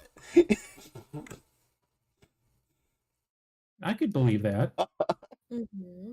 But like, despite it, definitely really fucking creepy. Yeah, I will, as creepy as it is, I will point out also that segment still fulfills, I think, an important element of development for Anthony as a character. Mhm. If you'll allow me. Yeah, Segment. I'll let you take this journey to the west. Cool. So earlier, when he's talking to his middle school age sister and everything, and he's like, "Yeah, I I wasn't in an insane asylum because I was crazy. I was in the hospital for exhaustion. We've been over this." And she's like, "Exhaustion? What do you have to be exhausted about? You never worked a day in your life." And like a whole lot of other elements of his whole character with his go with the flow nature and the way he's sort of like he takes a look at the way the world works and is like so dissatisfied with it that he sort of breaks down, everything like that.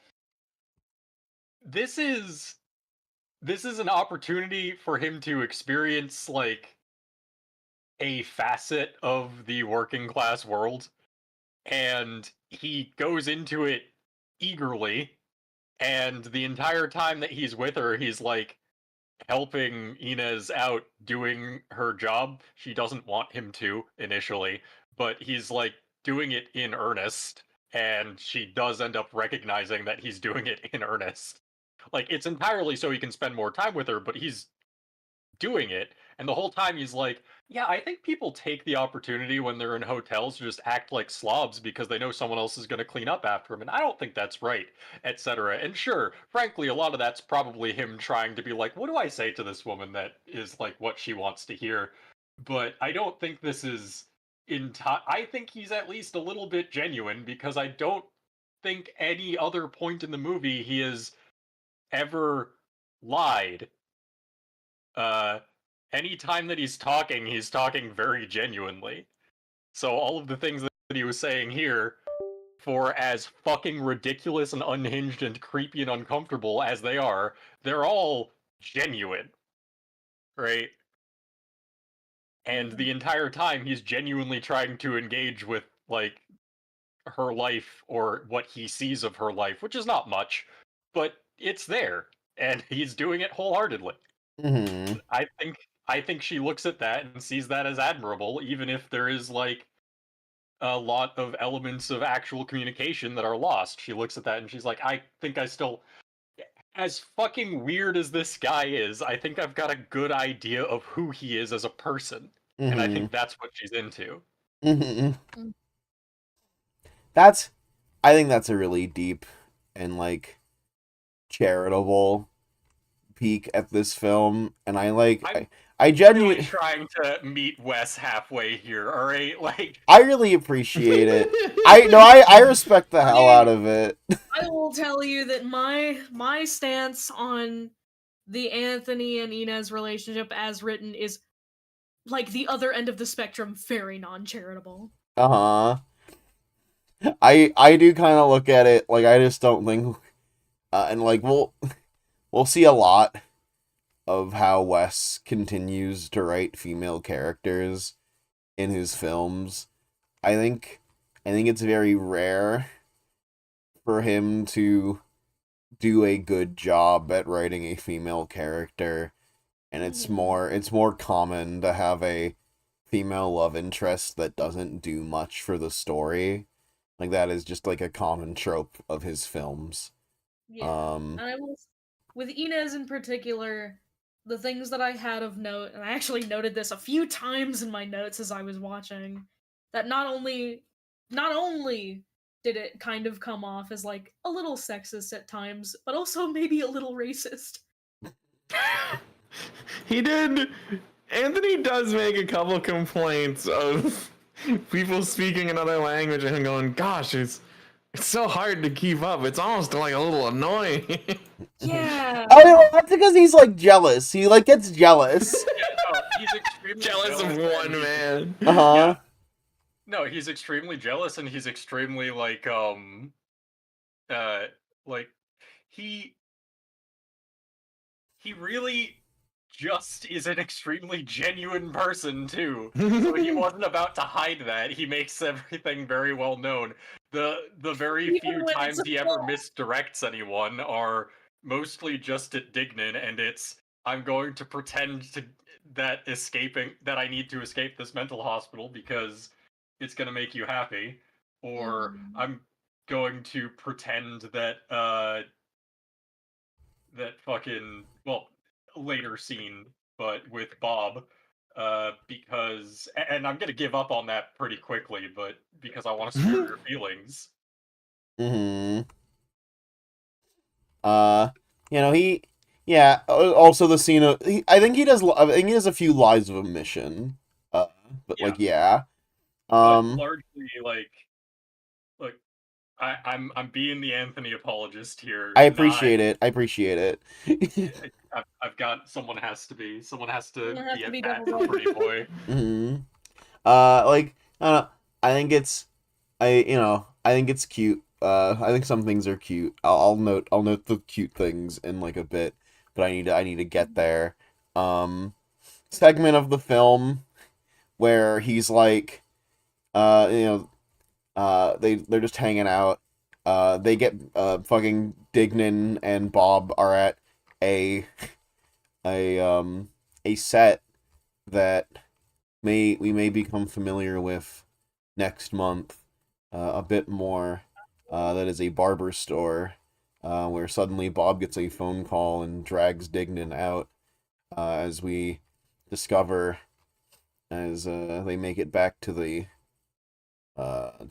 motel, and Bob has a outburst that the cops have found his weed garden and arrested his brother for it, and he's having like a small panic attack about it, and he needs to go get his brother out of jail. But they're on like they're on the lam right now, so that doesn't look good for them. So they all get together after fighting a bit about it, because Dignan and Bob definitely fight about it a lot, because Dignan's very insistent that they just fucking leave his brother to rot, and Bob doesn't want that despite the abuse. that they, they come to the conclusion with help of Anthony, who's kind of like a mediator on the situation, that they should just all wait 42 hours, and then if it's bad, they'll let him go. But like, let's give it some time. And that's like a deal that's not respected, because Bob immediately leaves while they're all asleep. And he fucks off. And Dignan is talking about how he's gonna skin him alive and blow up his car, and Anthony and Anthony has to calm him down by explaining that Bob talked to him and was like, "Nah, man, I can't do this. I need to go get my brother," and Anthony let him go. And he had to apologize to Dignan about that, and Dignan appreciates it. And Anthony, while they're like having this conversation, Anthony is drawing a picture of Inez. That is Inez on a horse, naked. It's like a really shitty, like, crayon drawing of Enid on a horse with, like, fireworks and sparklers around her. It's supposed to look like... This was the point of the movie where Soup went, "Oh my god, they're just boys." Yeah. This was another point of, they're just kind of boys. They're just boys with it. Specifically, if Anthony is 13, Dignan is 10, and Bob is 8, then the film doesn't change much. This exchange is also actually one of the ones where Dignan says something that's like very it's going into something with a lot of emotional maturity and a lot of like emotional awareness, which immediately gets like completely disregarded, because he does this a lot. He's trying to convey that he genuinely does feel hurt about certain elements of the way he's treated or the way other people talk about him or to him. He's like, well, I'm not here to be like the jealous friend who feels like he's being replaced and everything. That's not me. Hinting that that's sort of how he is feeling, and immediately, without missing a beat, Anthony's like, "Oh, great! I'm glad you understand. I gotta go," and he just leaves immediately to find Inez at work and go sleep with her and have sex with her. Yeah. Which, I don't know. She also participated. Like, she does. That's not what this isn't about. This is about the abandoning. Your buddy. Fully abandons him. And later on, they try to include him by taking him out to a bar, where I was really excited because he was just having a good time peeing in the bathroom, and then another guy, another guy runs up right next to him, and like, the current like memes of like, you don't ever want to pee next to another guy. This guy just scoots up right next to him, and they're chummy as fuck. I think that the distance peeing thing, after seeing that scene, could just be a extension to toxic masculinity, and that guys just need to pee next to each other again. And then maybe the world would be a better place if we all started peeing next to each other. I don't think you're incorrect, but interesting take, Soup. We gotta start healing. We gotta start healing. As a urinal for urinal abolishment, I can't support your views. Actually, sorry, I also believe in urinal abolishment. Yeah, I'm sorry, I'm a seated peer. I think, okay, listen, just keep the urinals around for like a little longer until men become friends again, and then we can get them to abolish. I think I've got a compromise. Like, we'll continue. We will have the urinal abolition, but we're gonna drop those. We're gonna tear down these walls. Yeah. Tear down these walls. Tear down these stalls. It's group shitting. Let's go. Hand in Boy, if hand. I don't have a wall to stop people from seeing me put a goddamn pad on, I'm gonna kill you personally. I don't know what you want. It's one way or the other. One way or the other. You get two options. We need more transparency in this world. We're gonna normalize it. Normalize pad use in the men's room. So we still have a line of things to replace urinals, but it is something you sit on so you don't piss spray everywhere. But there's no walls, and also there are whimsical animals on springs like at the park. Wait, where are the animals? We're being in animals? Okay. Yeah, it's some sort of brand new toilet invention that you can chill with the bros and ride a funny animal while you pee in it. It's I the am face of a changing pig target. that looks stoked that you're doing this. I am changing targets. Taka, what the fuck? You don't like any of our ideas, Zach. Fuck off. Fucking hater. So the motel has like a huge chunk of deleted scenes by this point. Uh-huh. They spent a lot of time there. They do spend a lot of time there. And it goes kind of back to I think this is right after they were celebrating their heist. Uh-huh.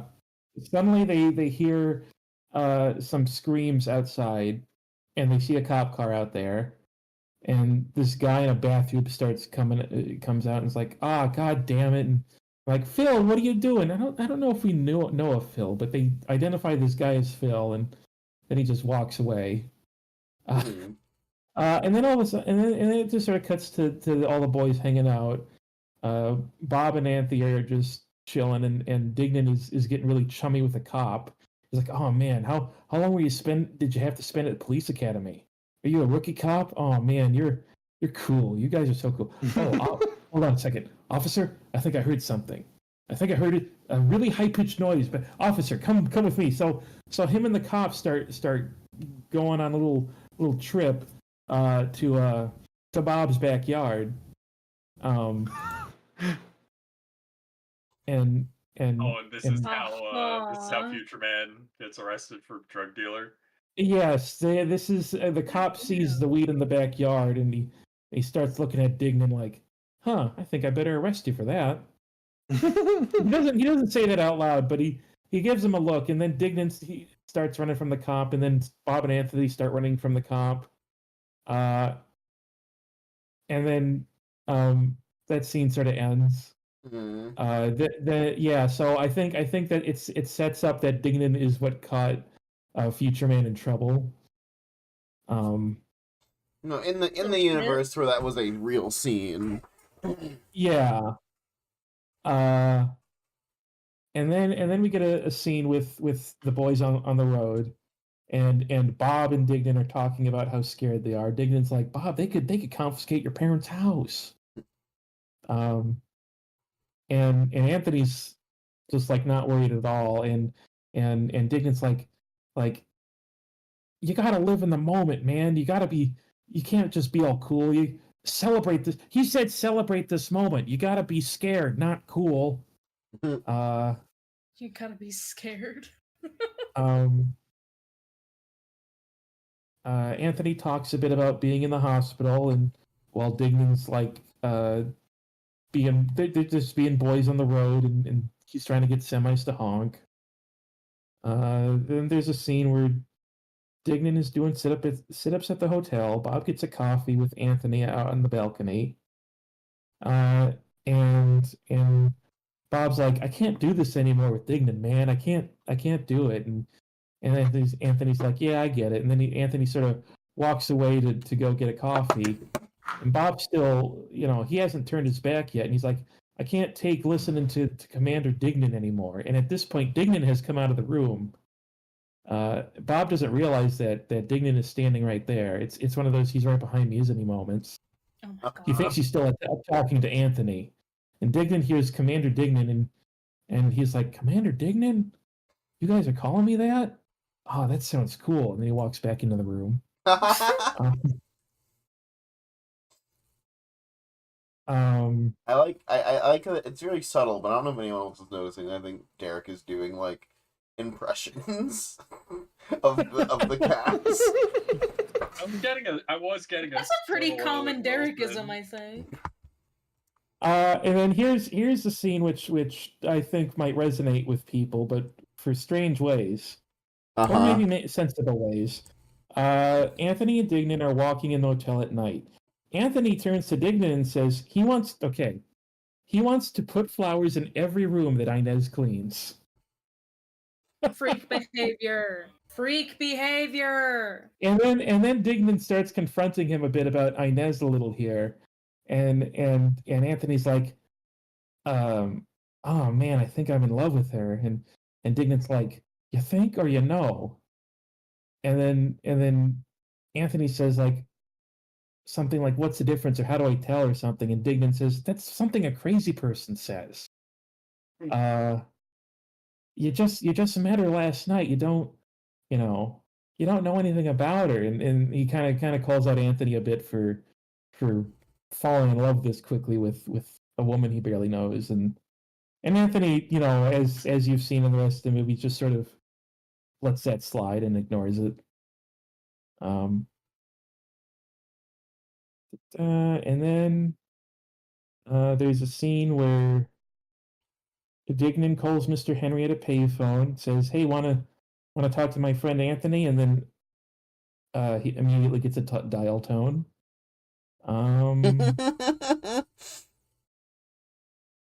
And Bob and Dignan are talking about Future Man's arrest, and Bob's talking about like how he's got to go back and get to his brother, and uh,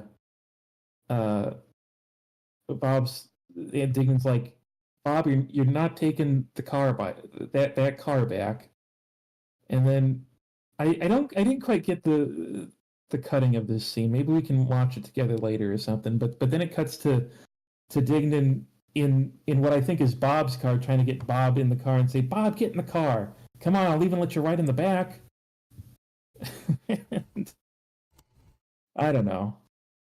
Anyway, that is the glut of motel scenes. Nods. Thank you for sharing. Yeah, no, it's I don't know. Maybe I understand that they didn't want the film to be very long. It already is a long movie, and it already has a very strange pacing to it. They compress it a lot, I'd say. I'd I'd say they compress it a lot. Maybe adding the other scenes could have made it more clear. Maybe what we've been given truly was the bottle rocket abridged. Uh which is what we got, definitely, as we did state. We It need was a director's cut. we need directors. When's the bottle rocket remake? Yeah. Bottom rocket remake, and we have Bill Murray actually getting to do Mr. Henry. We've got Bill Murray. We've got fucking enough money to have tanks. We have the director's cut, so it's like fucking 16 hours long. 16 hours long. Yeah, no, they fuck around at the hood. They fuck around. They go to the bar. Fucking, they try to cheer up. Dignan tries to get cheered up by playing pool with a guy and peeing next to him. Pool guy beats the fuck out of him while Anthony has a racism moment. As a guy walks up to him and Inez and talks to her in Spanish, and he's like, "Whoa, that guy talked a lot, huh? I could, what a yapper," and is doing the racist Anthony. I really think it's more of the jealous Anthony, but yeah. I know it's just my nature to. When anything's close to racism, I will gladly call it that over anything else. But I do. It's more of a jealousy thing. We then cut to them having conversations with we then cut to them having conversations with Inez. Anthony's he gets like a guy to like communicate between them because it's a bit more complex. He's essentially asking her to run away with them. And when she looks at him and goes, "You're fucking crazy. I don't want you around here anymore." Uh, he essentially gets kind of brokenhearted, I suppose. Uh, So yeah. that's not what she said. I mean, she does say that she doesn't want him around here. She says a lot of other things, but Yes, but so okay. His plan of come run away with me, and she's like, no, that's ridiculous. That's Mhm. stupid. He's like, oh, well then I'll live here in the hotel. And she's like, you're not gonna live in the hotel. Don't live in the hotel. Uh, and the the thing that she said when translated into English sounds like you're trash, but the gist of it seems to be you're like you're floating in the wind, you have no direction. Yeah. Which is it's genuinely the whole criticism of his character, and why she obviously would not feel comfortable leaving her job and life and everything behind to go live with him ambiguously on the road, and also why the idea of him living in a hotel sounds living in a motel just to be with her sounds like a good idea to him and is just a really stupid thing. don't be Travis touchdown, she says. See, no, Travis Touchdown had basically a rent-locked room in a singular motel. Mhm. Like, Travis Touchdown was killing it. yeah. Earl Hickey? Don't be Earl Hickey? What? I don't know. I mean, he lived in a motel, right? Yeah, he had like $1 million. Oh yeah, that did help, didn't it? Mm-hmm. It's not cost-effective to live in a motel. I suppose it isn't, is it? Piano. Fucking. Thank you for the clarification, Austin. He gets sad. He gets sad about that. He gets Dignan to give her a card, an envelope that is later revealed to be all of their crime money. As they fuck off to the desert, with a stolen vehicle in an attempt to continue to follow the 75-year plan. It breaks down.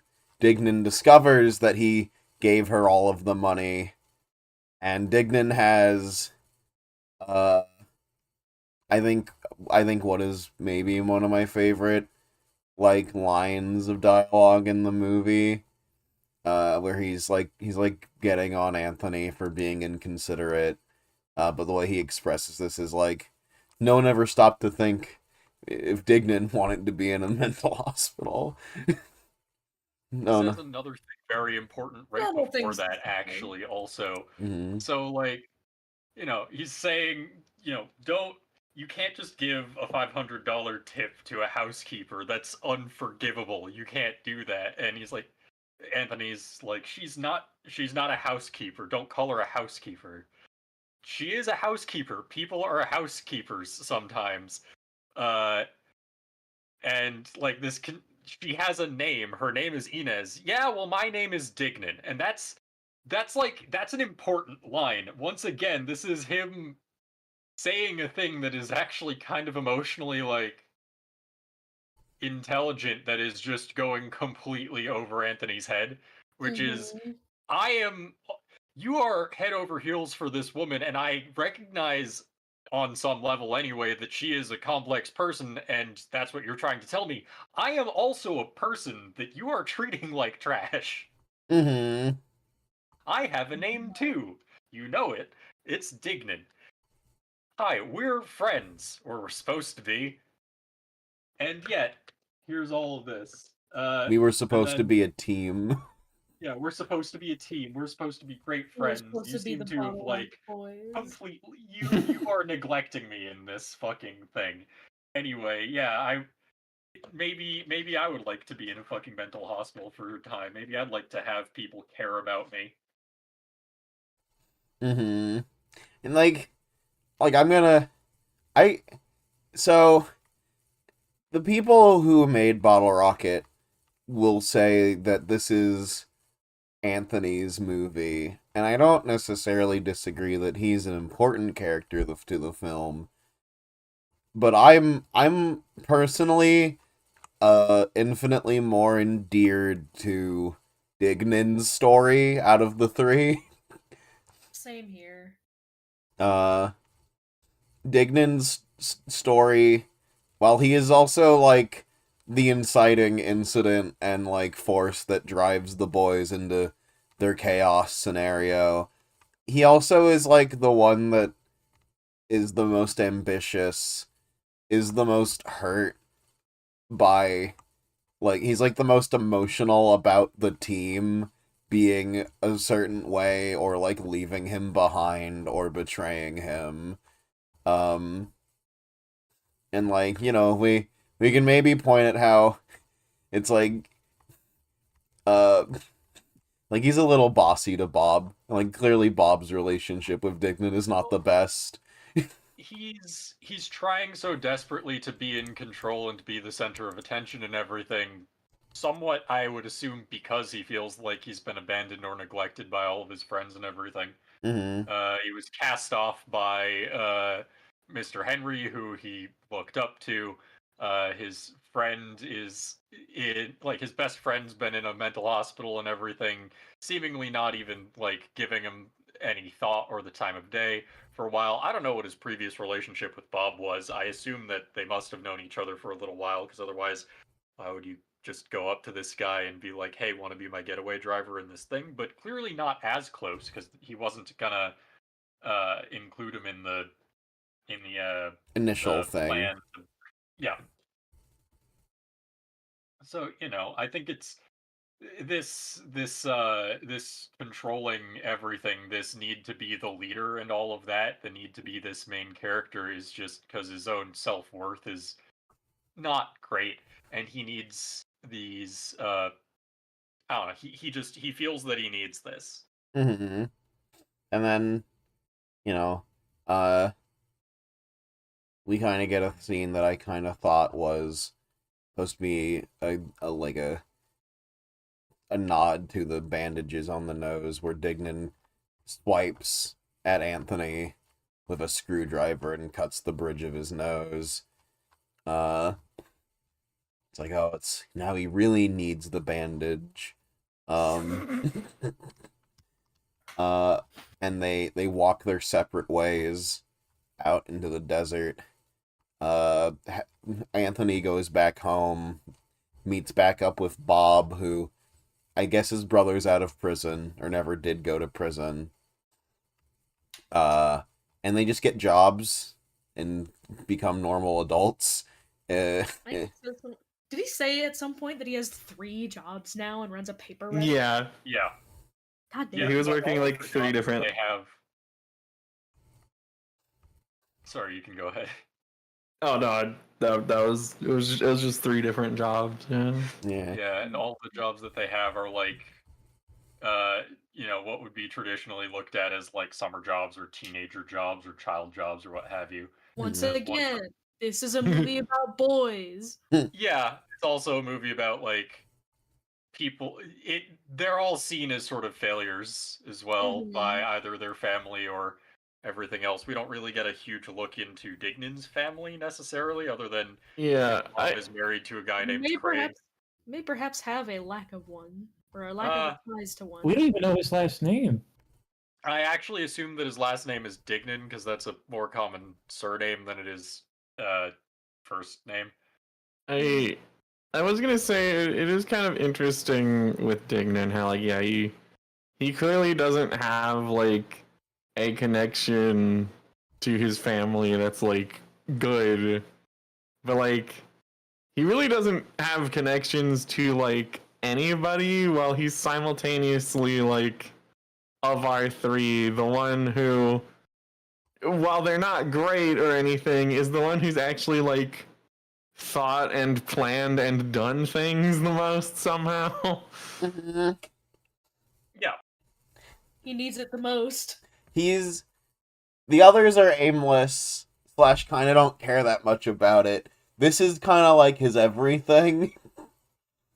As Austin stated, he needs this. And I think that could be a part of like not only is this my plan, but like this is my plan, and my plan includes you as a way of like, wanting you to continue being in my life with this plan. Like Mhm. trying to find ways to have other people engage with him. 100%. It's like when you approach your friends, you're like, "Hey guys, I want to start a podcast." Yeah. Wait a minute. Wait a minute. Yeah. Oh no, Wanna- I'm the Dignan. Hey, can we watch every Wes Anderson movie? My 75-year plan.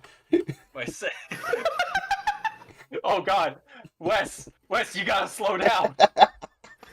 We can't keep doing this every month. Wake up. We can't do this to Wes Anderson. Guys, We've not been doing this exactly the once a Wes month loop. for 75 years. Wake That's so many movies. We wake 12 up. movies a year. We wake 12 movies a year.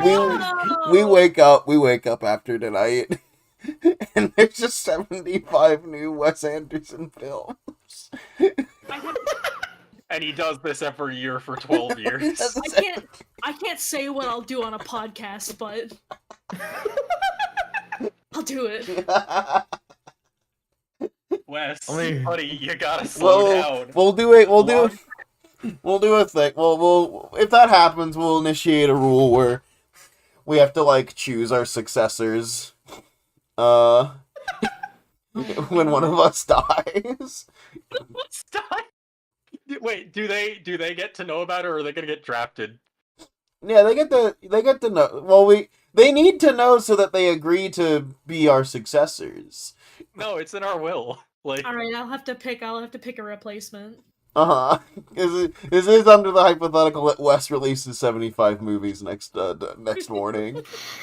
I think he can Wait, do hold on. Is it 75 movies or enough movies for 75 years on a monthly yeah, I basis? assumed enough movies for 75 years, so it's 12 times 75, which is A big number. A big number.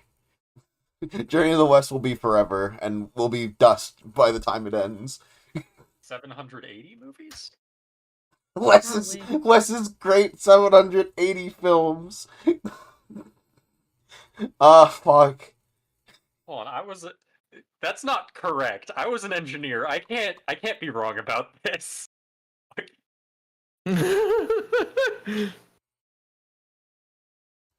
Finally, join the Bad at Math Club, boy. But no, so yeah, they do a time 900. It's 900 movies. 900 I feel so dumb. 900 great Wes flicks. But no, they do the time skip. We are issued into the time skip as Anthony is writing letters to his middle school aged sister about how he's doing better now and how he has his life together, and how he's like, I regret not taking an extra like language in school at your age now, because I feel like it's really ruined my life in ways. He does also point out, like, he's doing better, but he's also like, you gotta not think about stuff, though. Uh-huh.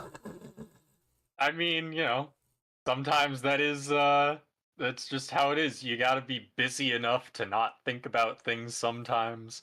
It's part of the process to getting to the point where you can just accept stuff.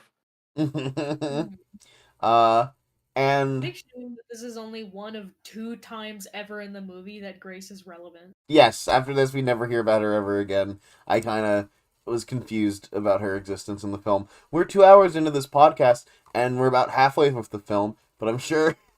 I feel like this is a bit more than halfway. It's Like, Yeah, 2/3. 2/3. I guess 2/3. The time whenever a time skip happens, my brain just immediately like fills in. That's the halfway point, no matter We are what. halfway through my notes, so clock's ticking. Uh-huh. I will say there's no deleted scenes with Grace. Damn. Wow. I really just didn't think about her. Well, no. It wasn't really all that relevant. Well, hold on. Well, Hold on. there could have been scenes from the original script as well that just were never filmed. It's true. There might be just other deleted scenes that didn't even make the deleted scenes cut, because the making of showed a deleted scene that didn't have a proper deleted scenes in the deleted scene montage I watched. So Huh. Yeah. Yeah, like the... So also maybe Anthony's got just enough presence of mind to not involve his fucking middle schooler sister in the very illegal things he's doing. Right, for sure. But no, at this point in his life, he's like doing better, ? And then Dignan shows back up. And at this point in the film, I was like, and this is where Dignan gets his revenge. This is when Dignan kills Anthony. He pulls out the bayonet and he fucking kills Bob, Future Man, and everyone else. And I would say to myself, and he deserves it. But no, Dignan's just as full of rainbows and sunshine as he ever was. And he's like happy to see him again. Shows up on a mini bike. Shows up on a... He does apologize for the things he's done. Yeah, he apologizes for the thing he's done to Anthony, and he begs him to get back into the game with him. Dignan really does strike me as like the most annoying, not that bad guy ever. So this is where I have my last deleted scenes note. Guy. Dignan is actually seen with Applejack in a car, staking out Bob's house, and he's talking about wanting to blow up Bob's car, and probably killing Bob. I don't know.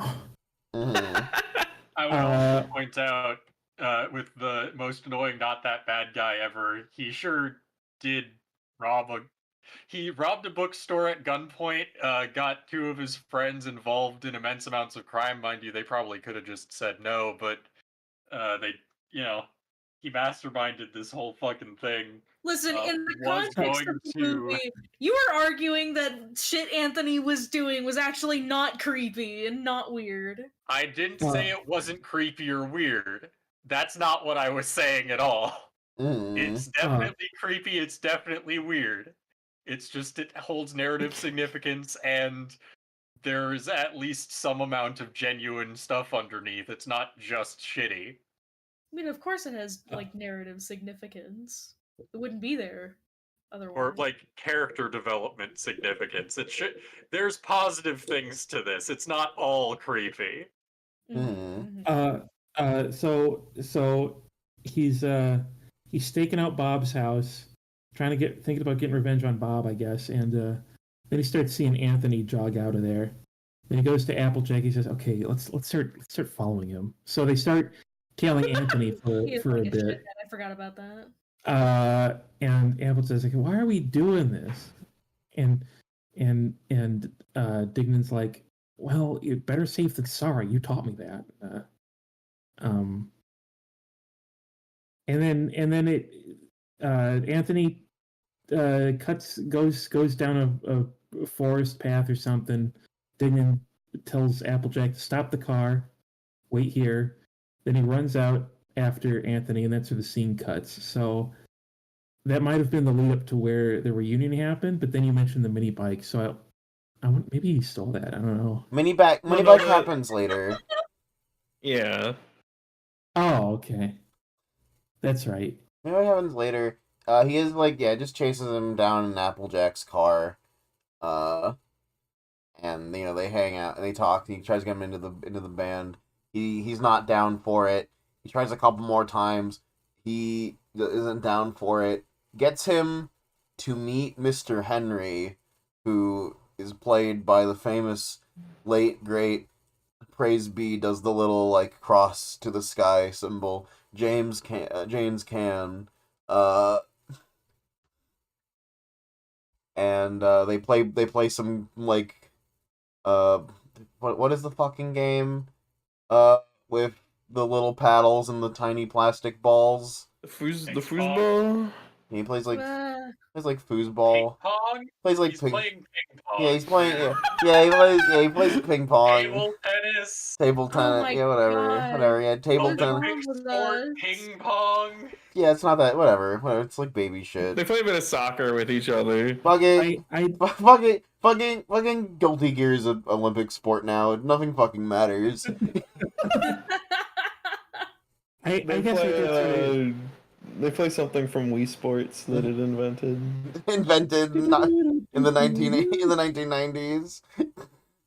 Wii was invented in the 1990s. I guess I got a little ahead of things here because I name dropped Applejack before we actually met Applejack. But Yeah, Well, Apple. Yeah, I assume that our listeners are just thinking it's from My Little Pony. yeah. We meet. Oh yeah. Fucking yeah. We see a black man, and they're like, "Who's this guy?" His name's Applejack. I freak the fuck out. I freak the fuck out. I go wide eyed. I go, fuck, it's her. She's here. Where's Rarity? I mean, and then someone was like, think it was Dignan is weird Rarity. when Applejack started calling Dignan Sugar Cube, that was weird. But like, and then made out with him. And that really that really recontextualizes the relationship by the end of the film. You're really insane, you know? By the way, top tier patrons get access to that fanfic. Get access to that fanfic. With real art of them making out sloppy style. I'm not doing that. No, we can someone. I don't know. We'll pray that James Caan makes it happen. We'll Yeah, pray to James James Caan. We'll pray to James Caan. So that we'll get the fanfic and the art. Thank you so much to our followers for praying to James Caan.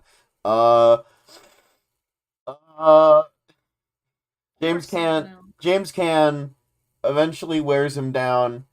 They go to I think they watch a soccer game or some shit. They're at like a... Yeah, they're just kind of chilling at like a sports thing with a food truck. I kind of thought they were gonna cut to Grace playing soccer, but that didn't happen. They Movie committed to not acknowledging her. Yeah, and James Caan, Mr. Henry shoos Dignan away, and while he's away getting ice cream, he like grabs Anthony on the shoulder and goes, "You're breaking the kid's heart." You know, he wants all he wants is to do crime with you, Anthony, and he's working so hard to make that happen. Can you just give it to him?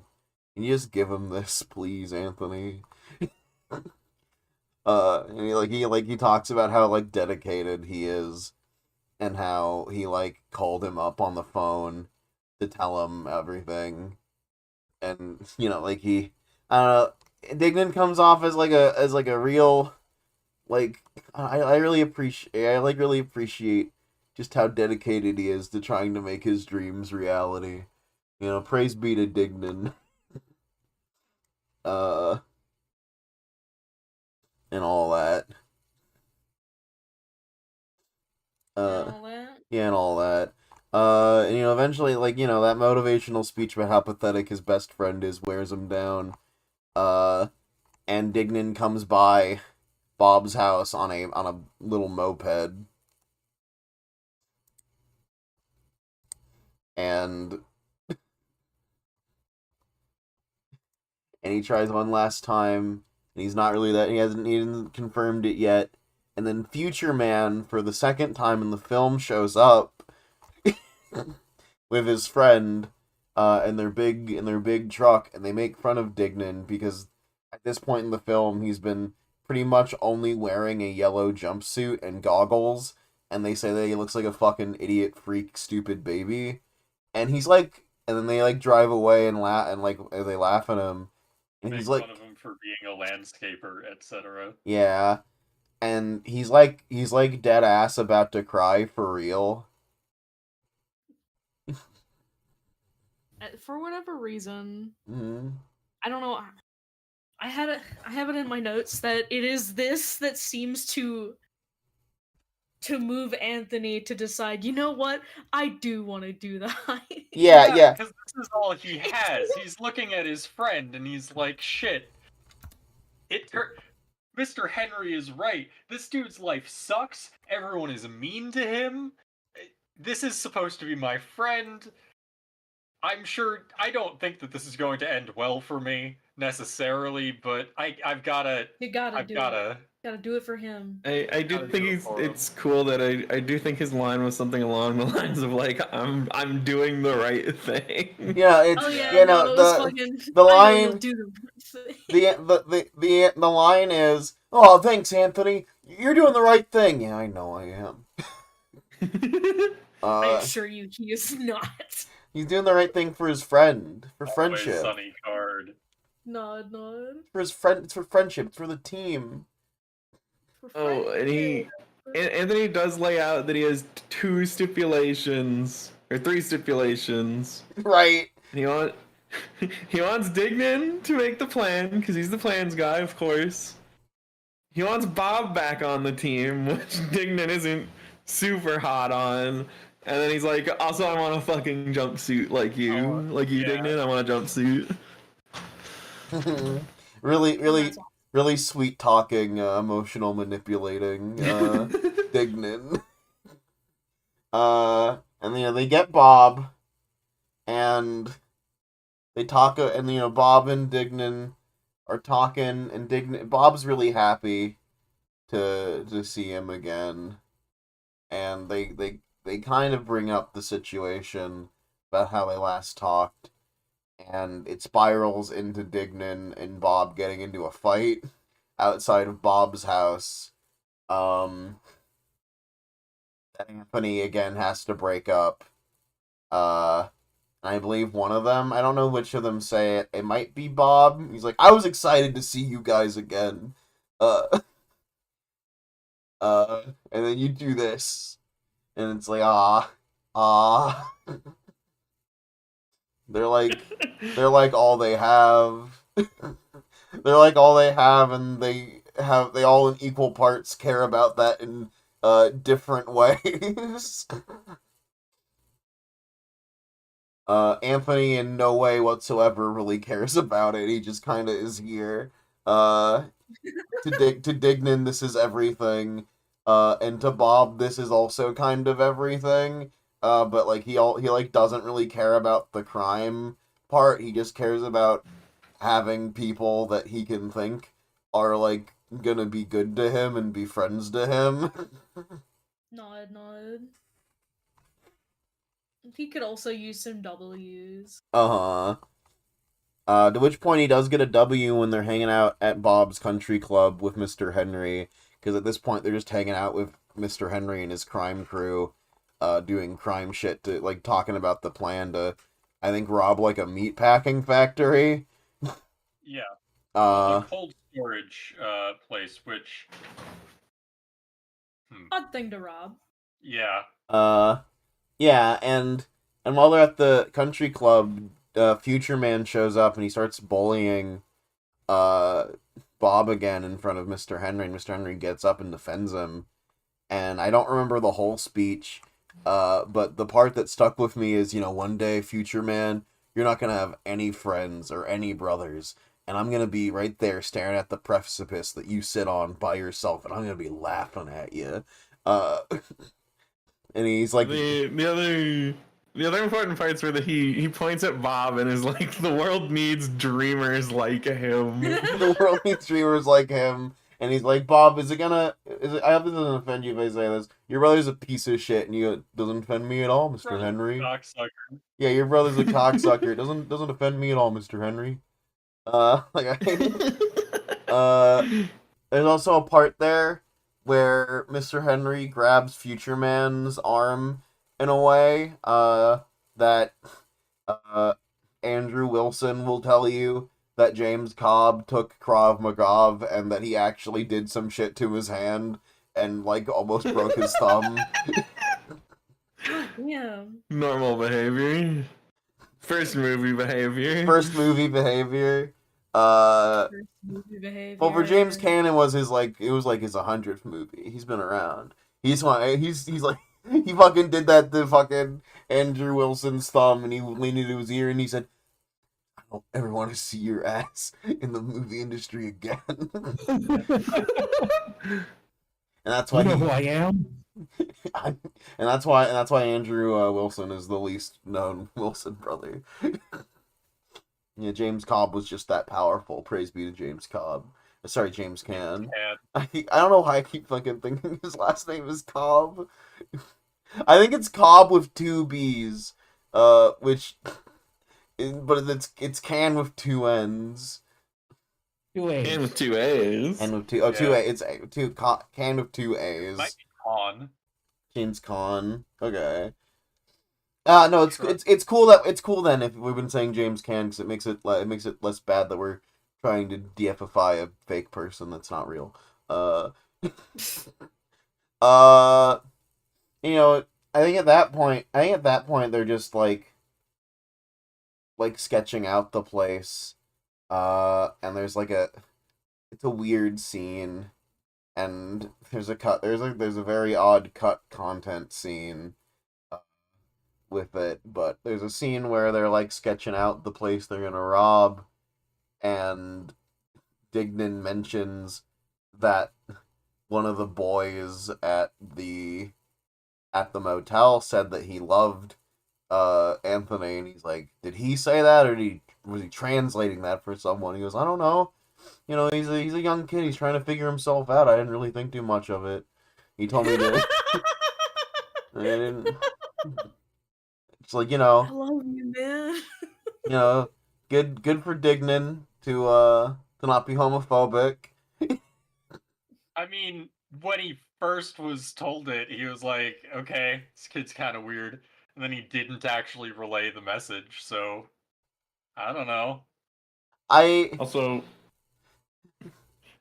important to note that while they are trying to do heist planning, Anthony is instead making a flip book of a pole vaulting stick figure. Oh yeah, no. Yeah. That's, again, another points to that this is a movie about boys. And Dignan says some shit like, "Oh, you're doing your art thing again." Yeah. Oh, that's really good. Oh, yeah, you're doing your art thing again. That's really good, man. Like, you're doing your art thing, that thing that you do. No, it's like good. I like when they're friends. And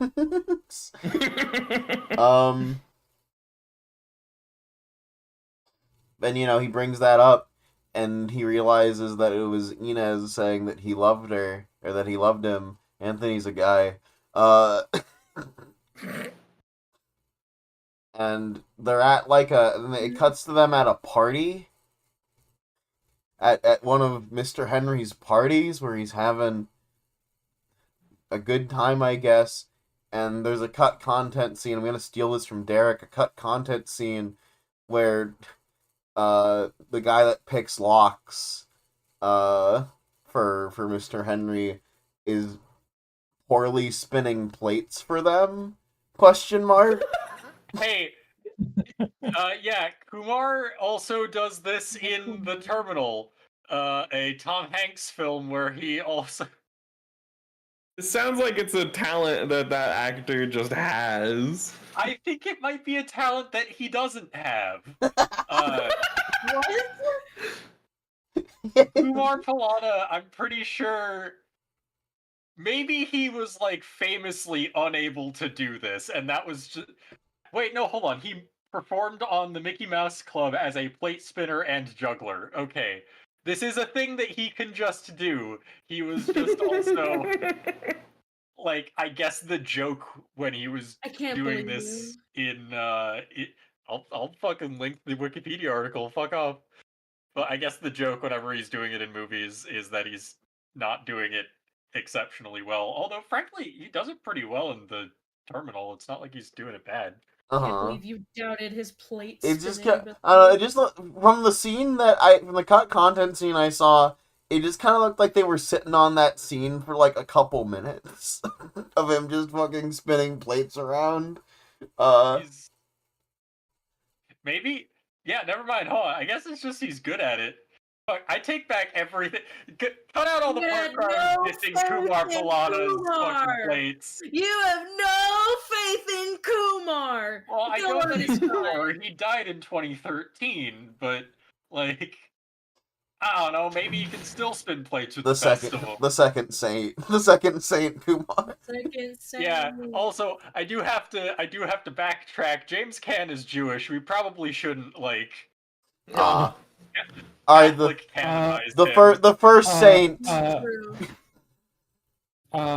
It says here that James Caan also supported President. Look, there's a lot. There's a lot. Look, we didn't read his Wikipedia. We don't know Fact- a thing about the Listen, man. I put a hand on all your shoulders. Boys, fact checking will kill this podcast. I'll keep that in mind, boy. Also, All right, I think it's a fun fact that Kumar was like, what, 74 when he was like in this movie? And this was his second movie. Never The stop. first trying, movie boy. he played in, he was uncredited, and it was in 1952. And then he didn't do anything until 1996. Oh when he my was in Bottle gosh. Rocket. Oh, he I just say he started did being in a bunch of West things. Yeah, I say he didn't do Never- anything. That's not true. He just wasn't in films. Never stop believing in yourself. Follow your dreams. You can do it even when you're 70. I mean, this If guy you've dedicated your life to starred in spinning up until this point, anyway. this guy starred in 2 movies after his death. Yeah, What, Austin? if you've dedicated enough of your life to plate spinning, then yes, absolutely. You I can do like- anything you want. I like that a lot of his roles he is labeled as Kumar. Yeah. He's just Kumar. That's who he was. They forget that I'm him. They forget that I'm him. Start spinning plates like a best of them. Can't imagine being known in a piece of content by just your regular first name. Yeah, I know. Who That's does like crazy. something That's like like crazy. That's crazy shit, Austin. World. Also, hold on. I'm gonna hold on. We're pausing. Yes, I did have to pause. To the viewers, it will simply look like Austin said, "Are we pausing?" And then You can Then we continued immediately. uh-huh. the technology exists that we could potentially not even include that chunk. Not in the butt. No, it's super important because I've actually seen people complaining these days of like, why the fuck you gotta edit everything? Just let it be there. I don't care. Cutting out portions Alright, of this yeah. podcast is like cutting out portions of Wes Anderson's heart. Yeah, like know ripping what? out his organs. So true. Yeah, so rather than ripping out the organs, we're going to have a 4.5 hour long podcast. This is excellent. All right. Well, I mean, to be fair, if they're getting only one a month, like Yeah. That was mine. Yeah, that was They gotta make it last. Listen. I bet we can finish this podcast in the next 40 minutes and make it a 3-hour, 10-minute podcast. All right. Be nice. Anyway, yeah, they're at the fucking We park. we are paid $700 a day while we're working on yeah, it. So, we are paid $700. well, As me, long as we want. me and Derek are paid $700 a day. Oh, right, yeah, fuck, I Oh, yeah. forgot. Zach, Taka, and I are freezing our asses off in the Mobilite in the same room. Mhm. Luckily, I can just go and make bets with you at the diner. Yeah. Oh god, oh fuck, it's all on fire. Please use this gasoline. Oh fuck, it's all on fire. We gotta live in the same room together for warmth. Here, you gonna select the bucket of water or the gasoline? What do we do?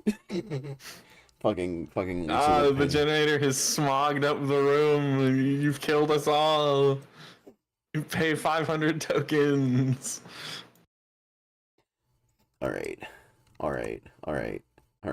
I pay the 500 tokens. I press play. We keep playing the damn fucking Wes Anderson movie. We're at the They go to a party. I don't remember if that's where we left off, but they're at a party now. It was. Yeah, It is. they're at a- We talked about Kumar because he Yeah. did cool party tricks. Kumar's but we a- can't get distracted again. Kumar's being cut off. We're cutting out the content that Kumar's in, much like we cut out the movie. Kumar movie. Kumar go to White Castle. Different Kumar. Different Kumar. Kumar. Marge. I can't. Hey, are you guys like... I run over and tackle Soup to the ground. He can't do that here either. The party. The party, man. The party. Right. Ow! They're out of the party. Mr. Henry, not Dr. Henry, Mr. Henry. We're fucking liquidating. We're like turning into like fat. Mr. Henry. No, we're fine. Mr. Henry. He's talking with Dignan, chatting him up. Dignan is suggesting that he tries to take some more responsibility of this gig than what is needed of him. In the same vein that he just really needs to be the guy. Mr. Henry's like offering to like, hey, do you want me to join you on this one? We can do it together. And he's like, nah. Yeah, I can do I this. think It's important to me. Characters who need to be the guy are also kind of a trope in a Wes Anderson films, I think. He's got to prove himself, Mm-hmm.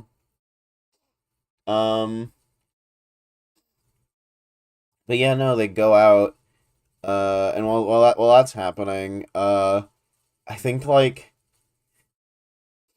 it's a weird set of events where we're just watching Anthony try to call every single fucking person at Inez's hotel.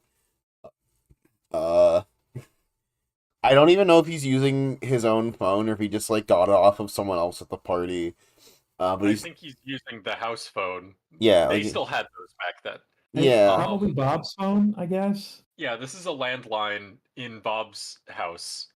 Mm-hmm. Oh wait, no, hold on. This isn't Bob's house. This is Anthony. Yeah, it's at Mr. Henry's house. It's like at the party. This is Mr. Henry's den. house, yeah, so he's using the Henry phone and The Henry phone. yeah. Of course. Yeah. He calls the hotel and he's like, "Can I speak to Inez?" And he's like, "Who?" He tries to explain it. Okay, and gets put through to someone else in the fucking housekeeping staff, and it keeps going down the chain over and over and over, which is bizarre because I expect the motel owner to not know, or the front desk person to not know who Inez is, but I would expect relatively quickly down the line when you get put through to people who are actually doing that job, they're like, oh yeah, I know who this is. Uh-huh. But no, we get to talk to everybody. Especially what is it? I mean, Rocky. Yeah, Rocky, the guy who was her translator. He also is I don't fucking know, man. I'm sorry. But I also gotta get the impression that Rocky just doesn't want to fucking engage with that guy. Understandable. Because the last time he helped him out, he was stopping him from doing his job. He's kind of rude to him. I think he did help. He might have. I don't know if we see that necessarily. But I'm sure it's a deleted scene. True. I'm sure we get 45 minutes of just him standing there washing dishes. The movie would have been as long as the podcast. Oh my gosh.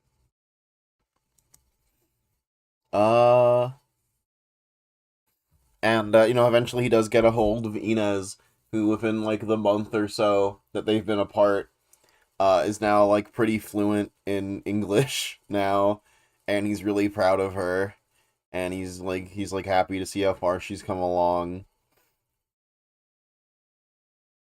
And he pops the question of, so I heard that you said you loved me, And she's like, yes, I do. And he's like letting everyone know that she's like, hey guys, she loves me. And people, I think, were cheering. I don't remember what the crowd's reaction to was. It was, but I think it was, really an everyone clapped moment. and everyone Yeah. clapped. I feel like I don't remember anybody reacting, honestly. I think they cheered a little. I don't There was a even party really going remember on. that much either, but I think they were overall jubilant because they were at a party and he's saying something that they should be cheering for. So like, yeah, sure, all right. Mm.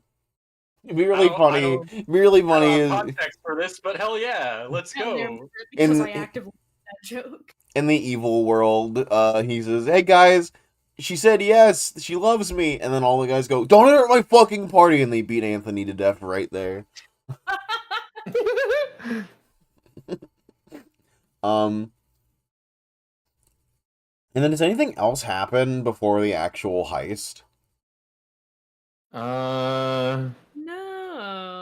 No, he like has the like Inez loves me, we've reconnected, and then boom, it's heist time. Yeah, after the hero gets his The yeah. only thing I have before that is you mentioning that they're like the boys are like Ed, Ed and Eddie.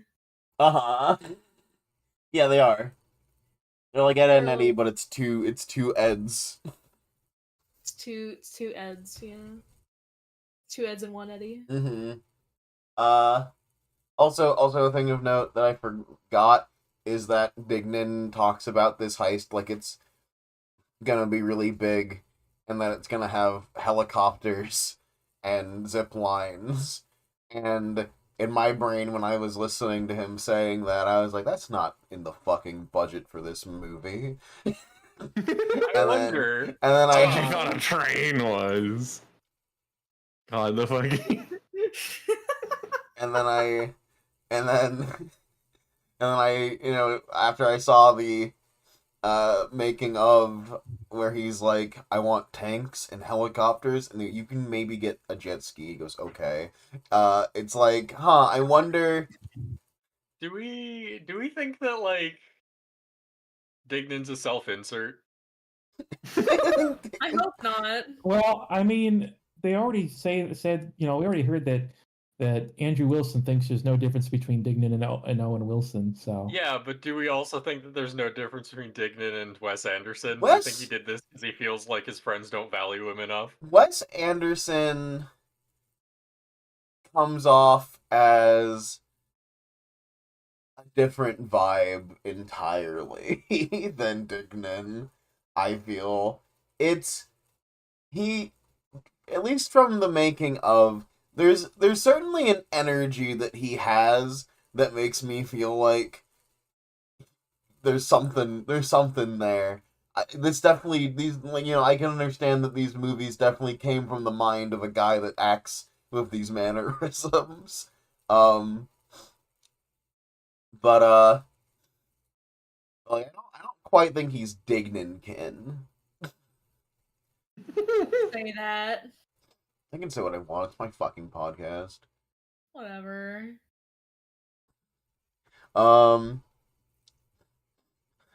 Fuck, I like the sniffles. Not. Oh, Mr. Sniffles on his own podcast. Look at him. You fucking brap all the time. Shut up. Take my curse, boy. But yeah, he mentions all like he mentions a bunch of cool shit that just isn't in the film, and I am wondering if that is just content that was planned by Wes and just didn't get into it.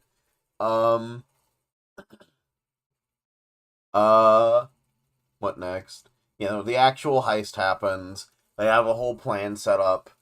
It doesn't immediately, but pretty soon, like, starts to devolve. I remember watching it with y'all, and I was audibly saying, I kind of just hope everything goes well for them. I hope they actually just have a good time here. And Gosh, nothing they bad don't. happens. Sadly do not. I hope someone dies in this heist.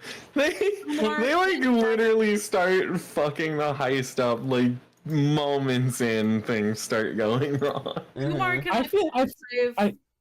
the random guys just start walking in, and then they like line them up against the wall and like start threatening them with guns. And all of a Bob. sudden, more guys come in. Bob should never have been included because he immediately causes problems by going back on the plan, which means He freaks out and over the radio is like, I don't want to do crime either, Anthony. We should like blow this joint. Which means that Anthony now needs to try and recover from all of this. Yeah, so everything goes horribly wrong. Let us not forget, Dignan accidentally shoots Applejack. No, I think it's No, Bob he that doesn't. does that. I don't even think Bob. that happened. No, Yeah, no, It's no. fucking Bob that did that. And No, also, hold on. he doesn't get shot. Yeah, Bob does. Fires the gun because he's Bob obsessed. discharges the gun, not necessarily on purpose. Pretty sure it was like accidentally because he doesn't know how to fucking use a We don't gun. know anything about guns, right? And then this causes Applejack to have a heart attack. And he grips his Oh. arm, and it looks like he got shot, and everyone's like, did it ricochet? Did he get shot? What the fuck is happening? This was a high tension situation, etc. And then they're like, no, it looks like he's having a heart attack. And Oh, I thought he got shot and then proceeded to have a heart attack.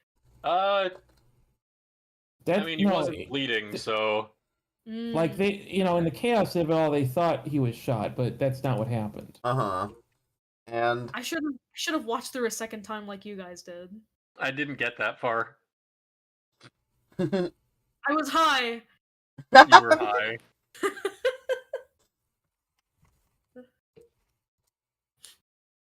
Come on, guys. I was high. It's not my fault. It kind of is. Who ate the fucking edibles?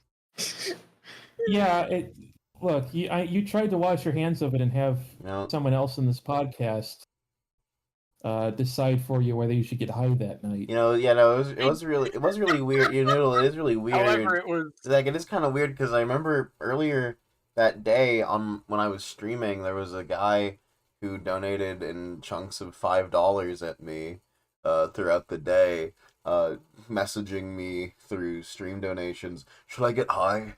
Tell me now if I should get high. Tell me now.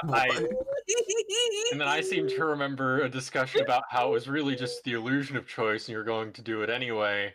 That's interesting.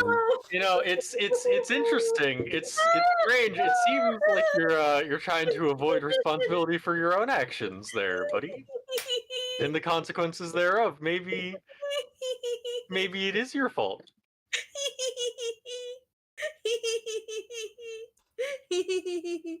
Maybe it is. Good on you, man. I'm proud of you. And this entire segment is going to make it into the podcast because we're not editing anything. Sorry. So the heist went to shit. They accidentally leave Applejack in there. They do a smoke bomb, which they do a sets smoke off bomb this with trips fire alarm. Kumar fails to open up a safe as he like repeats to himself, "I've lost my touch, man." He's like genuinely upset that he like did a bad job. Poor Kumar. Yeah. Meanwhile, fucking Dignan's like, "Did you ever have any touch to begin with? You'd suck at this." What? And he's like mad. And everyone gets out except for Applejack, who they left behind because they're assholes. And also he has the key to the car. The elevator broke down. Yeah, the elevator broke down, and he also has the key to the car, so they can't get in it. It is at this point that Dignan decides that he'll be the martyr. And that's all on him. Mm-hmm. Anthony was originally going to be the one to go in. Yeah. Originally, yes. Yes, but then he, I guess, suddenly decided against it. No, Dignan like refuses to let that happen, and he says that it has to be me. He has to be the guy. He has to be the guy. It has to be him. I think he does just straight up say the words, "I need this." Isn't that where his big line comes into? Oh yeah, that is exactly where his bin line comes in, where he looks at the camera and he says, I think Doesn't You know what? Evan You kiss know a what's little gonna happen if you go in there, right? He's like, they'll never catch bit me. too, I'm 'cause innocent. fucking innocent. I'm fucking in it. And then he runs in there. He gets Applejack out of there. And if you want to think of Dignan like he's Rarity, he has to be the guy because he has to save his love, his true love, from this dark, dark smoking room, that that is going to give him a heart attack, and he will die in there. So he must save him. He must. And he goes in. He gets into the broken elevator, and he helps him out. And he gets him in the car. For that brief moment, we think they're gonna make it. He's gonna be okay. And after he closes the door, he realizes that it's locked, and Applejack is still having a heart attack, so that he can't actually unlock the door. And while he's trying to get Applejack to open the door, the cops come, and he runs back into the building. And he runs deeper and deeper into the building to a point where there's just no exits for him anymore, and he's not gonna be able to escape with his life at all. And he gets grabbed by the cops, and it looks for a second like they're pointing a gun at him, telling him to drop his fucking gun because he has his gun just like strapped on him through his belt. He just puts it down on the ground. As soon as he does, the cops fucking grab him and start doing pile drivers and punch and kick the fucking doing pile drivers and kicking him in the fucking gut.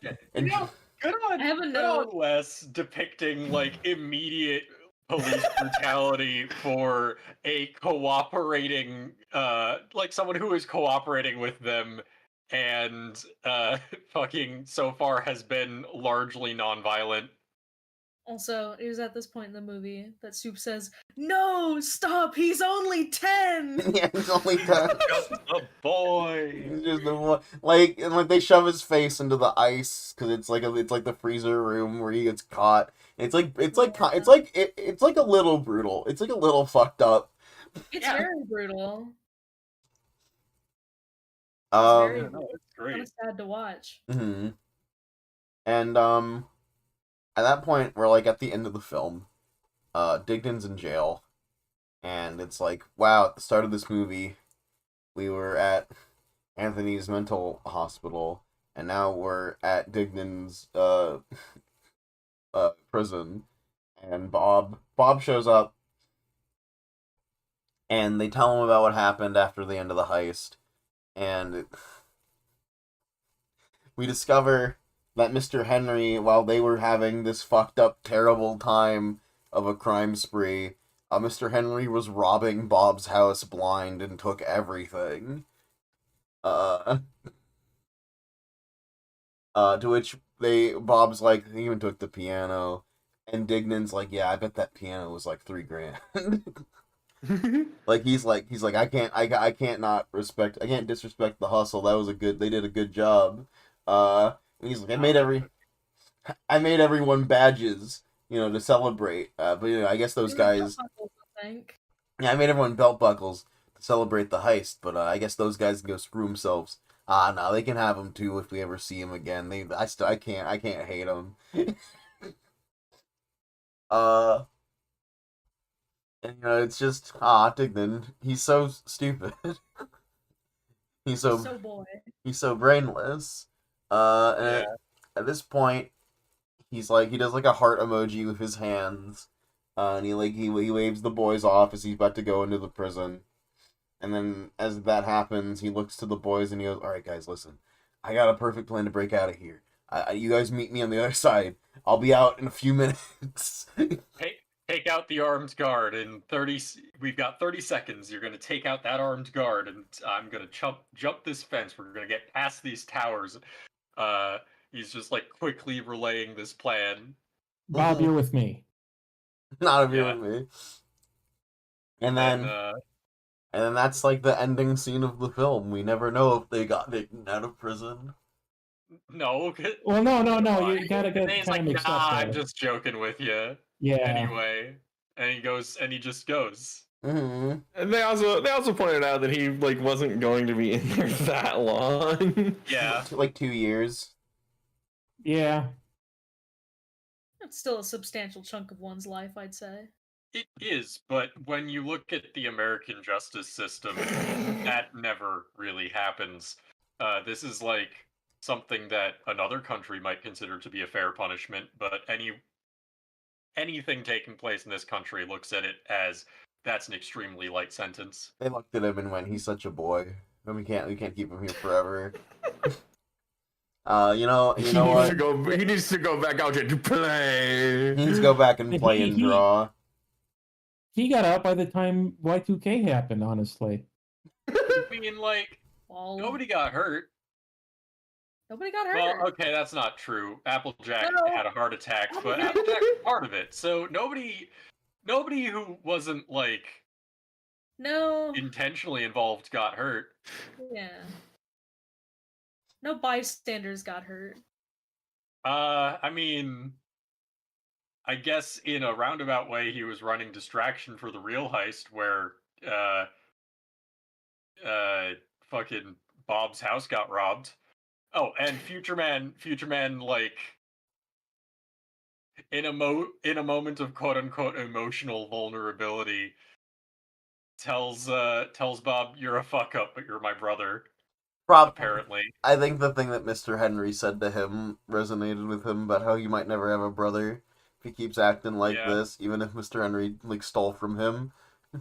So it turns out, having his house robbed, Mr. Henry managed to make Bob's life a little better by stealing all his shit and threatening his brother. You know what? That reminds me a lot of a different Owen Wilson film. A little number called Drillbit Taylor. But this Did you isn't really say fucking Marmaduke? This isn't Journey to the Owen, this is Journey to the West. Journey to the Wills. Journey to the Wills. But yeah, then the movie ends. I think the Owen Wilson podcast would just be, wow. Marge. Wow. No, I can't.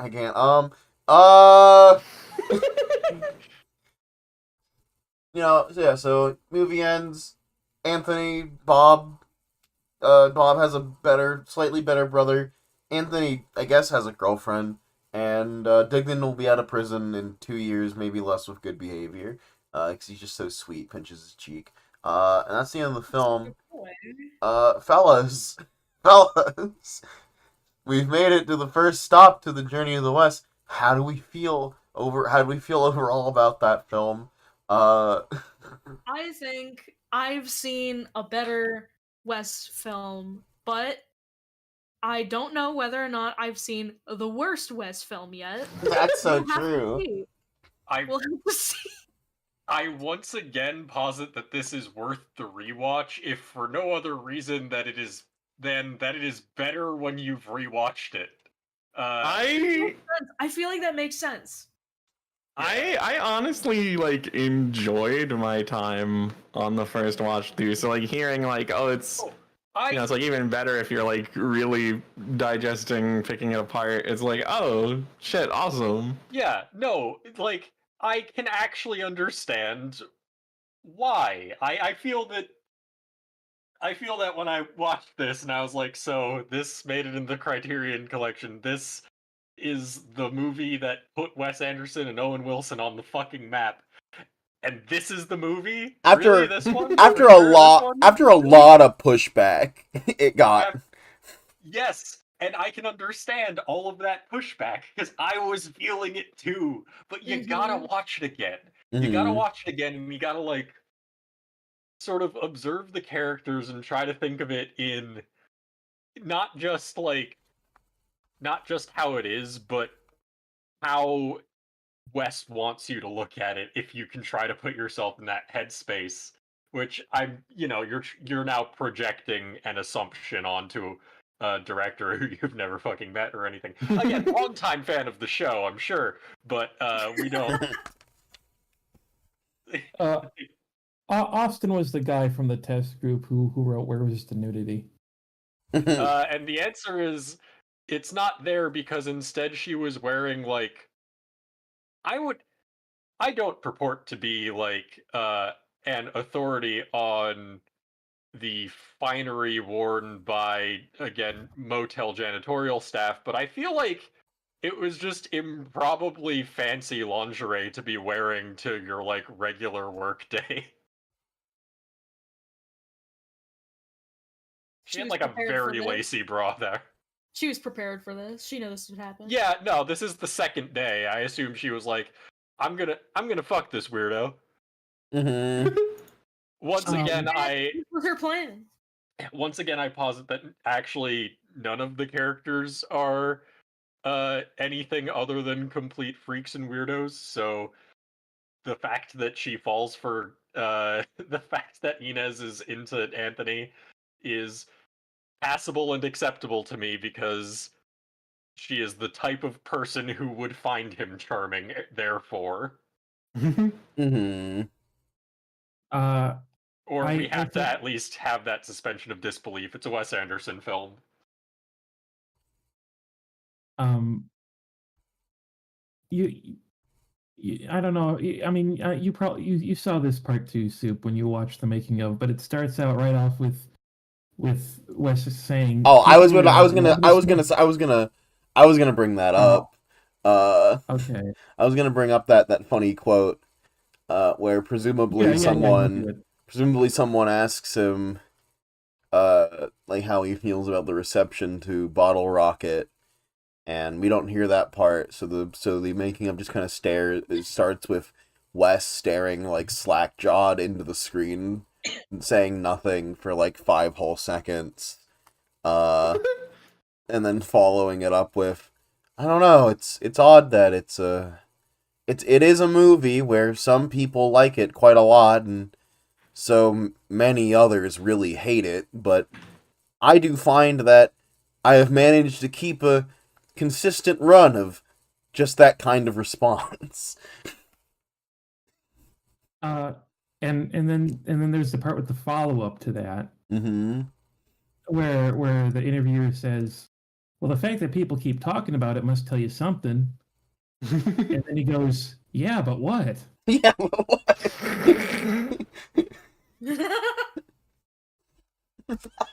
Speaking of, it must tell you something, but what?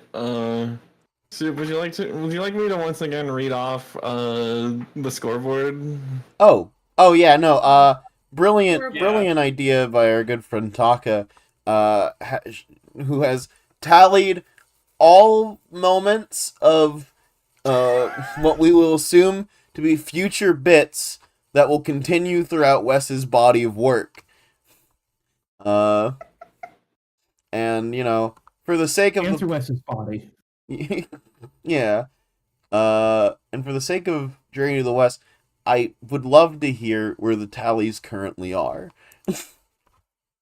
Yes, so our current tallies, and some of these, after listening, discussing, a couple of these, can kind of get changed a bit, but we have Bottle Rocket mentioned at a score of 2. They played with fireworks twice. Well, No Bottle rockets Rocket, were seen, but Yeah. we just the spirit of a bottle rocket. the spirit of fireworks was in this Chili's or whatever. Mm-hmm. We had one instance of bare woman feet spotted. One instance of possibly recurring barbershop. 3 foul, awkward, undeserved kisses. There may be a little deserved. I'm not. I can't defend it that hard. Okay, I just. We're gonna go down as the fucking whatever his name is, defender. I don't fucking care what his name is. His strongest defender. His name is Anthony. At some point in my notes I started calling him Andrew, and I don't know why. No, that's the other Wilson. I see. So 3 counts of foul, awkward, undeserved kiss, 1 count of undeserved sex, 1 count of Derek calls Homestuck mentioned because he saw people playing pool, 1 brutal punch from I labeled it as brutal punch because I guess I wasn't paying enough attention to see that he like screwdriver slashed him, which is like objectively awesomer, but I mean, fucking Dignan got punched in the face during the. yeah, I guess he did get his ass beat, so we can still leave that. We can leave that where it is. Yay! Yay! Dignan got beat.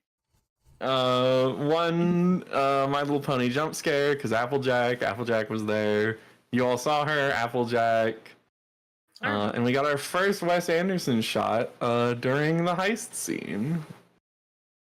It's a very good shot. It's pretty cool. Yeah, with the elevator going up, yeah. What is a Wes Anderson shot?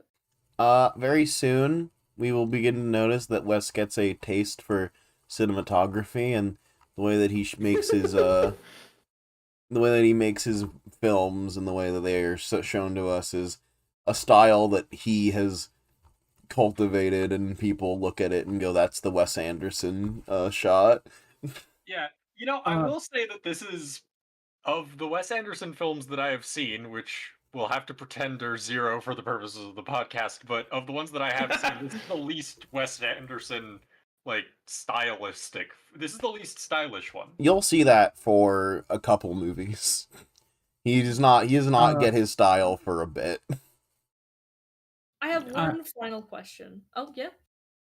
I think there's one other Wes Anderson staple that I didn't tell Taka to count it or anything, but I don't know if it's a staple. It's just I've noticed it in a couple things, but so I don't know if he wants to be known for this, but it's like a Wes Anderson scene where people are talking over each other, or it's really hard to hear dialogue. I don't remember. I think it was right after Bob's brother got in trouble with the cops. Bob and Dignan are trying to talk to each other, and it's kind of hard to tell who's saying what. They're arguing with over talk and everything, which is like more grounded. It gives it a nice feel, yeah. Mm-hmm. Yeah, all right. Tentatively add it to the counter, I suppose. Well. Zach, what was your final question? It's just a question for the room. Which bottle rocket boy are you? Dignan. Dignan. I know that Probably Bob. I mean, like, I'd like to say Bob, but I'm not a younger sibling, so I'd be the future man in that relationship. You don't need to be. Realistically, I want to be Dignan, though I do think I'm the Bob. I'm Dignan, you know I'm fucking Dignan. And that leaves wait.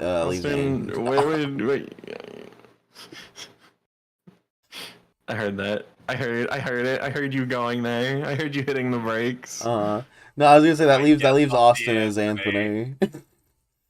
Look, I've been the only one who's gonna defend him. I guess this is my lot. I would like to make very clear I did not say what he was doing wasn't weird. He loved every second of it. Group agreed. Pretty weird shot to shoot, Anthony. One thing, by the way, you said like the feet shot, which I've never really thought about being a Wes Anderson thing, and also on rewatch, it's not like it lingers. I'm not sitting here thinking, oh god, this fucking...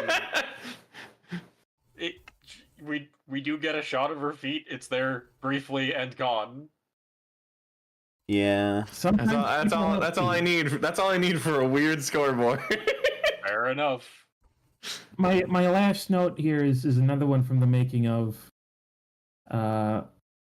It's just a moment I found funny where they're trying to interview Luke Wilson and then his dog starts barking, and he just sort of stops and lets that happen, and he says, "See that that proves I'm a normal guy. I'm so normal. He just, they stopped to let the dogs bark. He goes, "Yeah, see, I'm a normal guy because I have a dog. That's why I keep him around. That's why I keep him around."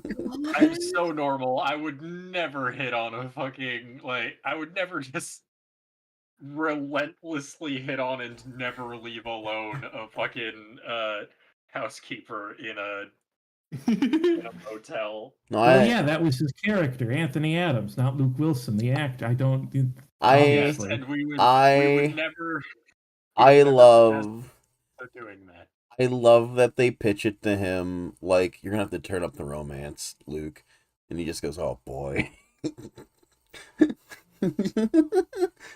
Guy, Are these the actual words they fucking said to him? yeah, you have to turn up the romance.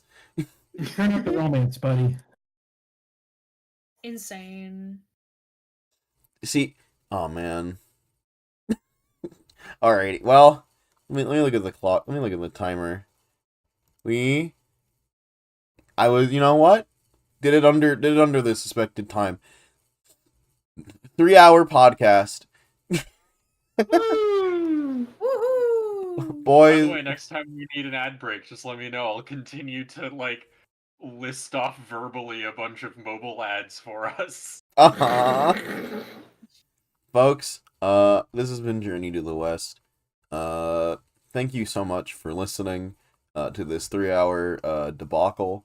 Hope to see you guys next month as we tackle Wes Anderson's next venture into cinema, Rushmore, a 10 out of 10 feel-good coming-of-age classic. Is that really number 2? Yes. Yeah. Starring another person who would later become a extremely famous actor, Jason Schwartzman, and Bill Murray. Who's already famous. Who was already famous, and also is Wes Anderson's favorite guy that he loves to torture. I will see you, and we will talk about that more in the coming month. This has been Supper Soup. And then you guys also do your bit. You also say your names. Oh shit. I'm Zach from the internet. I'm Taka from your house. Uh-oh. YouTube's own Derek. And I'm Austin. I am And here then- right now. And then we all say our signature. See you West time. Yeah, see you West time. Yeah, See you West time. see you West time. Oh god. Oh my god.